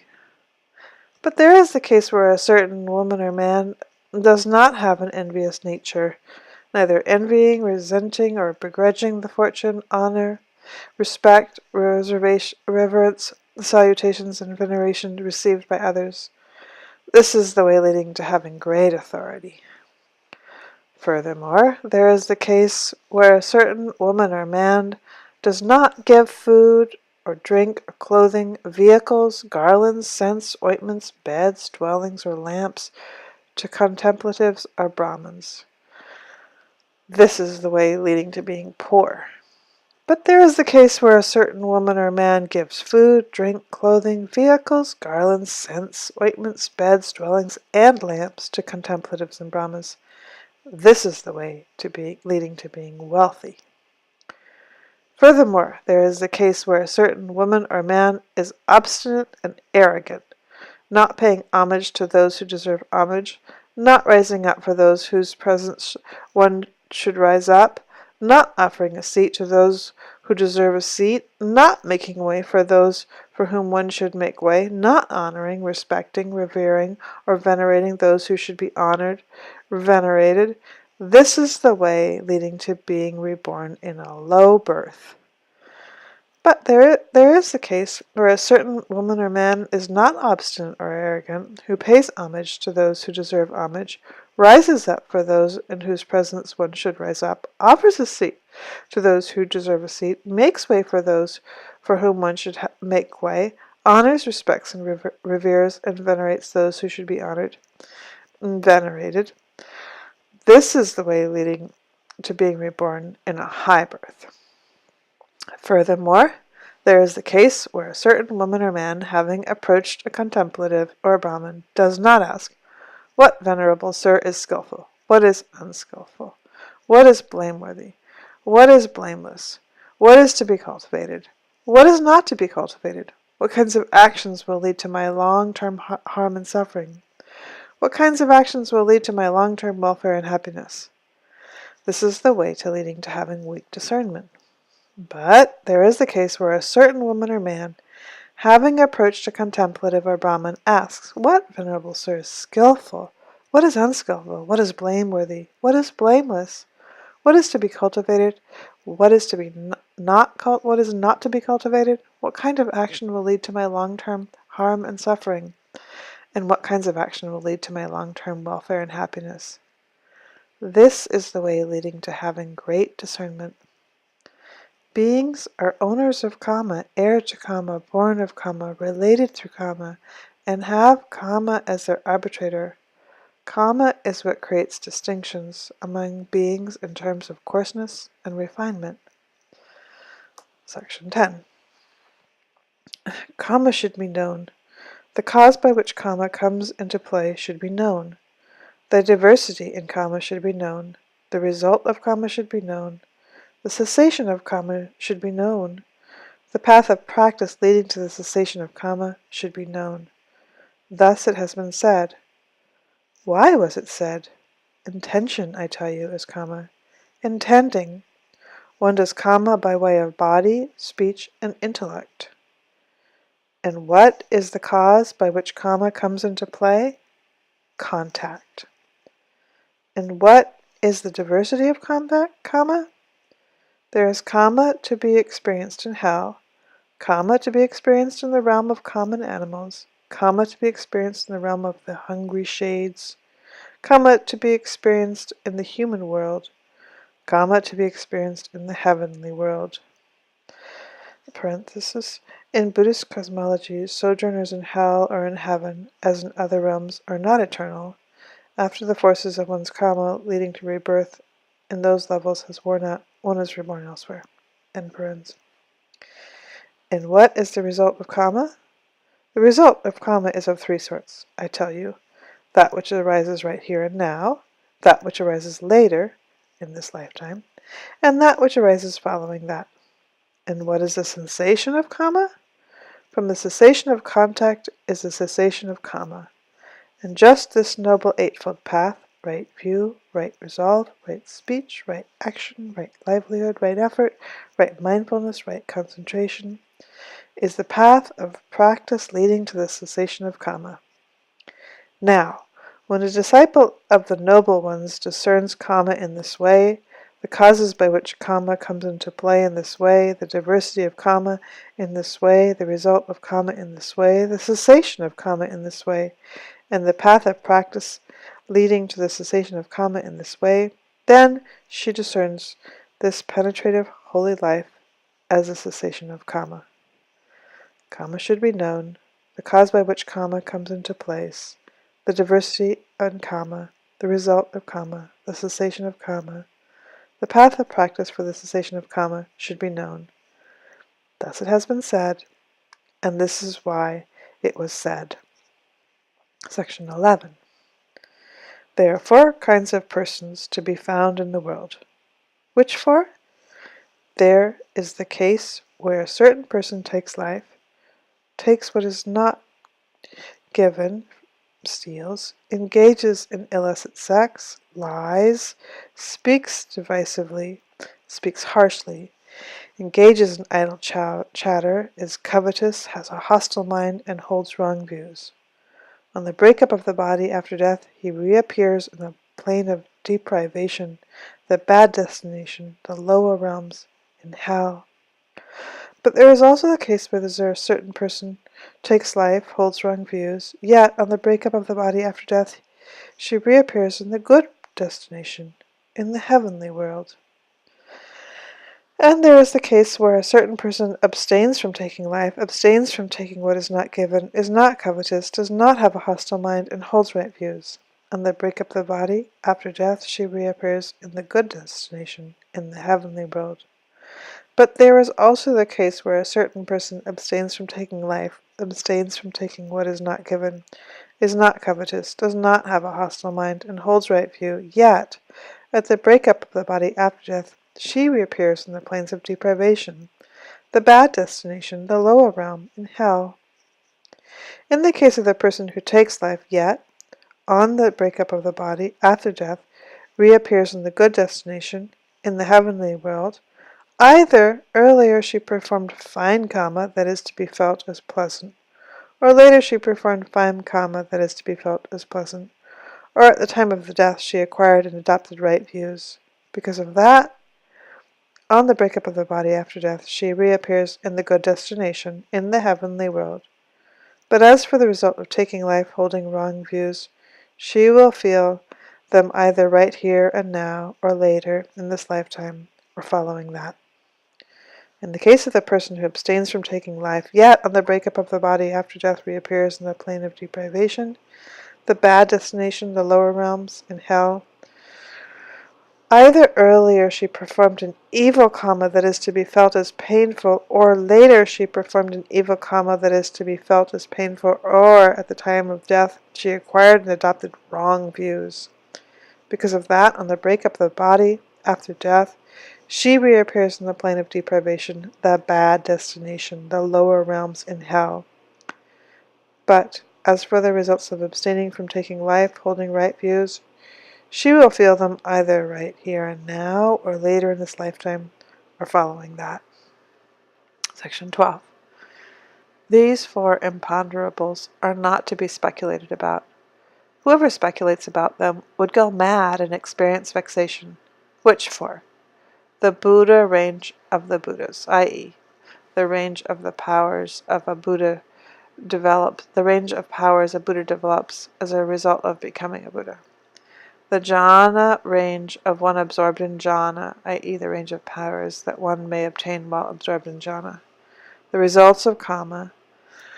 Speculations about in the first moment, purpose, etc. of the cosmos is an imponderable that is not to be speculated about. Whoever speculates about these things would go mad, and experience vexation. Section 13. The Buddha. For anyone who says, in whatever way a person makes karma, that is how it is experienced, there is no living of the holy life. There is no opportunity for the right ending of stress. But for anyone who says, when a person makes karma to be felt in such a way, that is how its result is experienced, there is the living of the holy life. There is the opportunity for the right ending of stress. There is the case where a trifling evil act done by a certain individual takes him to hell. There is the case where the very same sort of trifling act done by another individual is experienced in the here and now, and for the most part barely appears for a moment. Now, a trifling evil act done by what sort of individual takes him to hell? This is the case where a certain individual is undeveloped in the body, i.e., pleasant feelings can invade the mind and stay there. Undeveloped in virtue, undeveloped in mind, i.e., painful feelings can invade the mind and stay there. Undeveloped in discernment, restricted, small-hearted, dwelling with suffering. A trifle evil act done by this sort of individual takes him to hell. Now, a trifling evil act done by what sort of individual is experienced in the here and now, and for the most part barely appears for a moment? This is the case where a certain individual, developed in the mind, i.e., pleasant feelings cannot invade the mind and stay there, developed in virtue, developed in mind, i.e., pleasant feelings cannot invade the mind and stay there, developed in discernment, unrestricted, large-hearted, dwelling with the unlimited. A trifling evil act done by this sort of individual is experienced in the here and now, and for the most part barely appears for a moment. Suppose that a man were to drop a salt crystal into a small amount of water in a cup. What do you think? Would the water in the cup become salty because of the salt crystal and unfit to drink? Yes, Lord. Now suppose that a man were to drop a salt crystal into the river Ganges. What do you think? Would the water in the river Ganges become salty because of the salt crystal and unfit to drink? No, Lord. In the same way, there is the case where a trifling evil act done by one individual, the first, takes him to hell, and there is the case where the very same sort of trifling act done by the other individual is experienced in the here and now, and for the most part barely appears for a moment. Section 14. Moli ya si vaka. There are some contemplatives and Brahmins who are of this doctrine and this view. Whatever an individual feels, pleasure, pain, neither pleasure nor pain, is entirely caused by what was done before. Now what does Master Gautama say to that? The Buddha. There are cases where some feelings arise based on bile, i.e. disease and pains that come from a malfunctioning of the gallbladder. You yourself should know how some feelings arise based on bile. Even the world is agreed on how some feelings arise based on bile. So any contemplatives and Brahmins who are of the doctrine and view that whatever an individual feels, pleasure, pain, neither pleasure nor pain, is entirely caused by what was done before, slip past what they themselves know, slip past what is agreed on by the world. Therefore I say that those contemporaries and Brahmin are wrong. There are cases where some feelings are based on phlegm, based on internal winds, based on a combination of bodily humors, from the change of the seasons, from uneven or out of tune care of the body, from attacks, from the results of karma. You yourself should know how some feelings arise from the results of karma. Even the world is agreed on how some feelings arise from the results of karma. So any contemplatives and Brahmins who are who are of the doctrine and view that whatever an individual feels, pleasure, pain, neither pleasure nor pain, is entirely caused by what was done before, slip past what they themselves know, slip past what is agreed upon by the world. Therefore I say that those contemplatives and Brahmins are wrong. Section 15. What, monks, is old karma?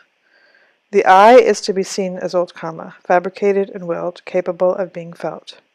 The ear, the nose, the tongue, the body. The intellect is to be seen as old karma, fabricated and willed, capable of being felt. This is called old karma. And what is new karma? Whatever karma one does now with the body, with speech, or with the intellect, this is called new karma. And what is the cessation of karma? Whoever touches the release that comes from the cessation of bodily karma, verbal karma, and mental karma, that is called the cessation of karma. And what is the path of practice leading to the cessation of karma? just this Noble Eightfold Path. This is called the path of practice leading to the cessation of karma. Section 16. These 4 types of karma have been understood, realized, and made known by me. Which 4? There's karma that is black with black result. There is karma that is white with white result. Karma that is black and white with black and white result. And karma that is neither black nor white with neither black nor white result, leading to the end of karma. And what is karma that is black and white result? And what is karma that is black with black result? There is the case where a certain person fabricates an injurious bodily fabrication, an injurious verbal fabrication, an injurious mental fabrication. She re-arises in an injurious world where she is touched by injurious contacts. She experiences feelings that are exclusively painful, like those of the beings in hell. This is called karma, which is black with black result. And what is karma that is white with white result? There is a case where a certain person fabricates an uninjurious bodily fabrication, an uninjurious verbal fabrication, an uninjurious mental fabrication. She re-arises in an uninjurious world where she is touched by uninjurious contacts. She experiences feelings that are exclusively pleasant, like those of the ever-radiant devas. This is called karma that is white with white result. And what is karma that is black and white with black and white result? This is the case where a certain person fabricates bodily fabrications that is injurious and uninjurious, a verbal fabrication that is injurious and uninjurious, a mental fabrication that is injurious and uninjurious. She re-arises in an injurious and uninjurious world where she is touched by injurious and uninjurious contacts. She experiences injurious and uninjurious human beings, some devas, and some beings in the lower realms. This is called karma that is black and white with black and white result. And what is karma that is neither black nor white, with neither black nor white result, leading to the ending of karma? The intention right there to abandon this karma that is black with black result, the intention right there to abandon this karma that is white with white result, the intention right there to abandon this karma that is black and white with black and white result. This is called karma that is neither black nor white with neither black nor white result, leading to the end of karma. Parenthesis. A related discourse repeats most of the above, defining black karma with black result with the following example, quote, "There is the case of a certain person who kills living beings, steals what is not given, engages in illicit sex, tells lies, and drinks fermented and distilled liquors that are the basis for heedlessness." And white karma with white result with the following example. There is the case of a certain being who abstains from killing living beings, abstains from stealing what is not given, abstains from engaging in illicit sex, abstains from telling lies, and abstains from drinking fermented and distilled liquors that are the basis for heedlessness. Okay, section 17, last section of part 1. And what is karma that is neither black nor white, with neither black nor white result, leading to the ending of karma? Right view, right resolve, right speech, right action, right livelihood, right effort, right mindfulness, right concentration. Parens. The discourse immediately following this is identical to this excerpt, that it replaces the above factors of the Noble Eightfold Path with the following 7 factors for awakening. Mindfulness as a factor for awakening, analysis of qualities, persistence, rapture, serenity, concentration, equanimity as a factor for awakening. End of part 1.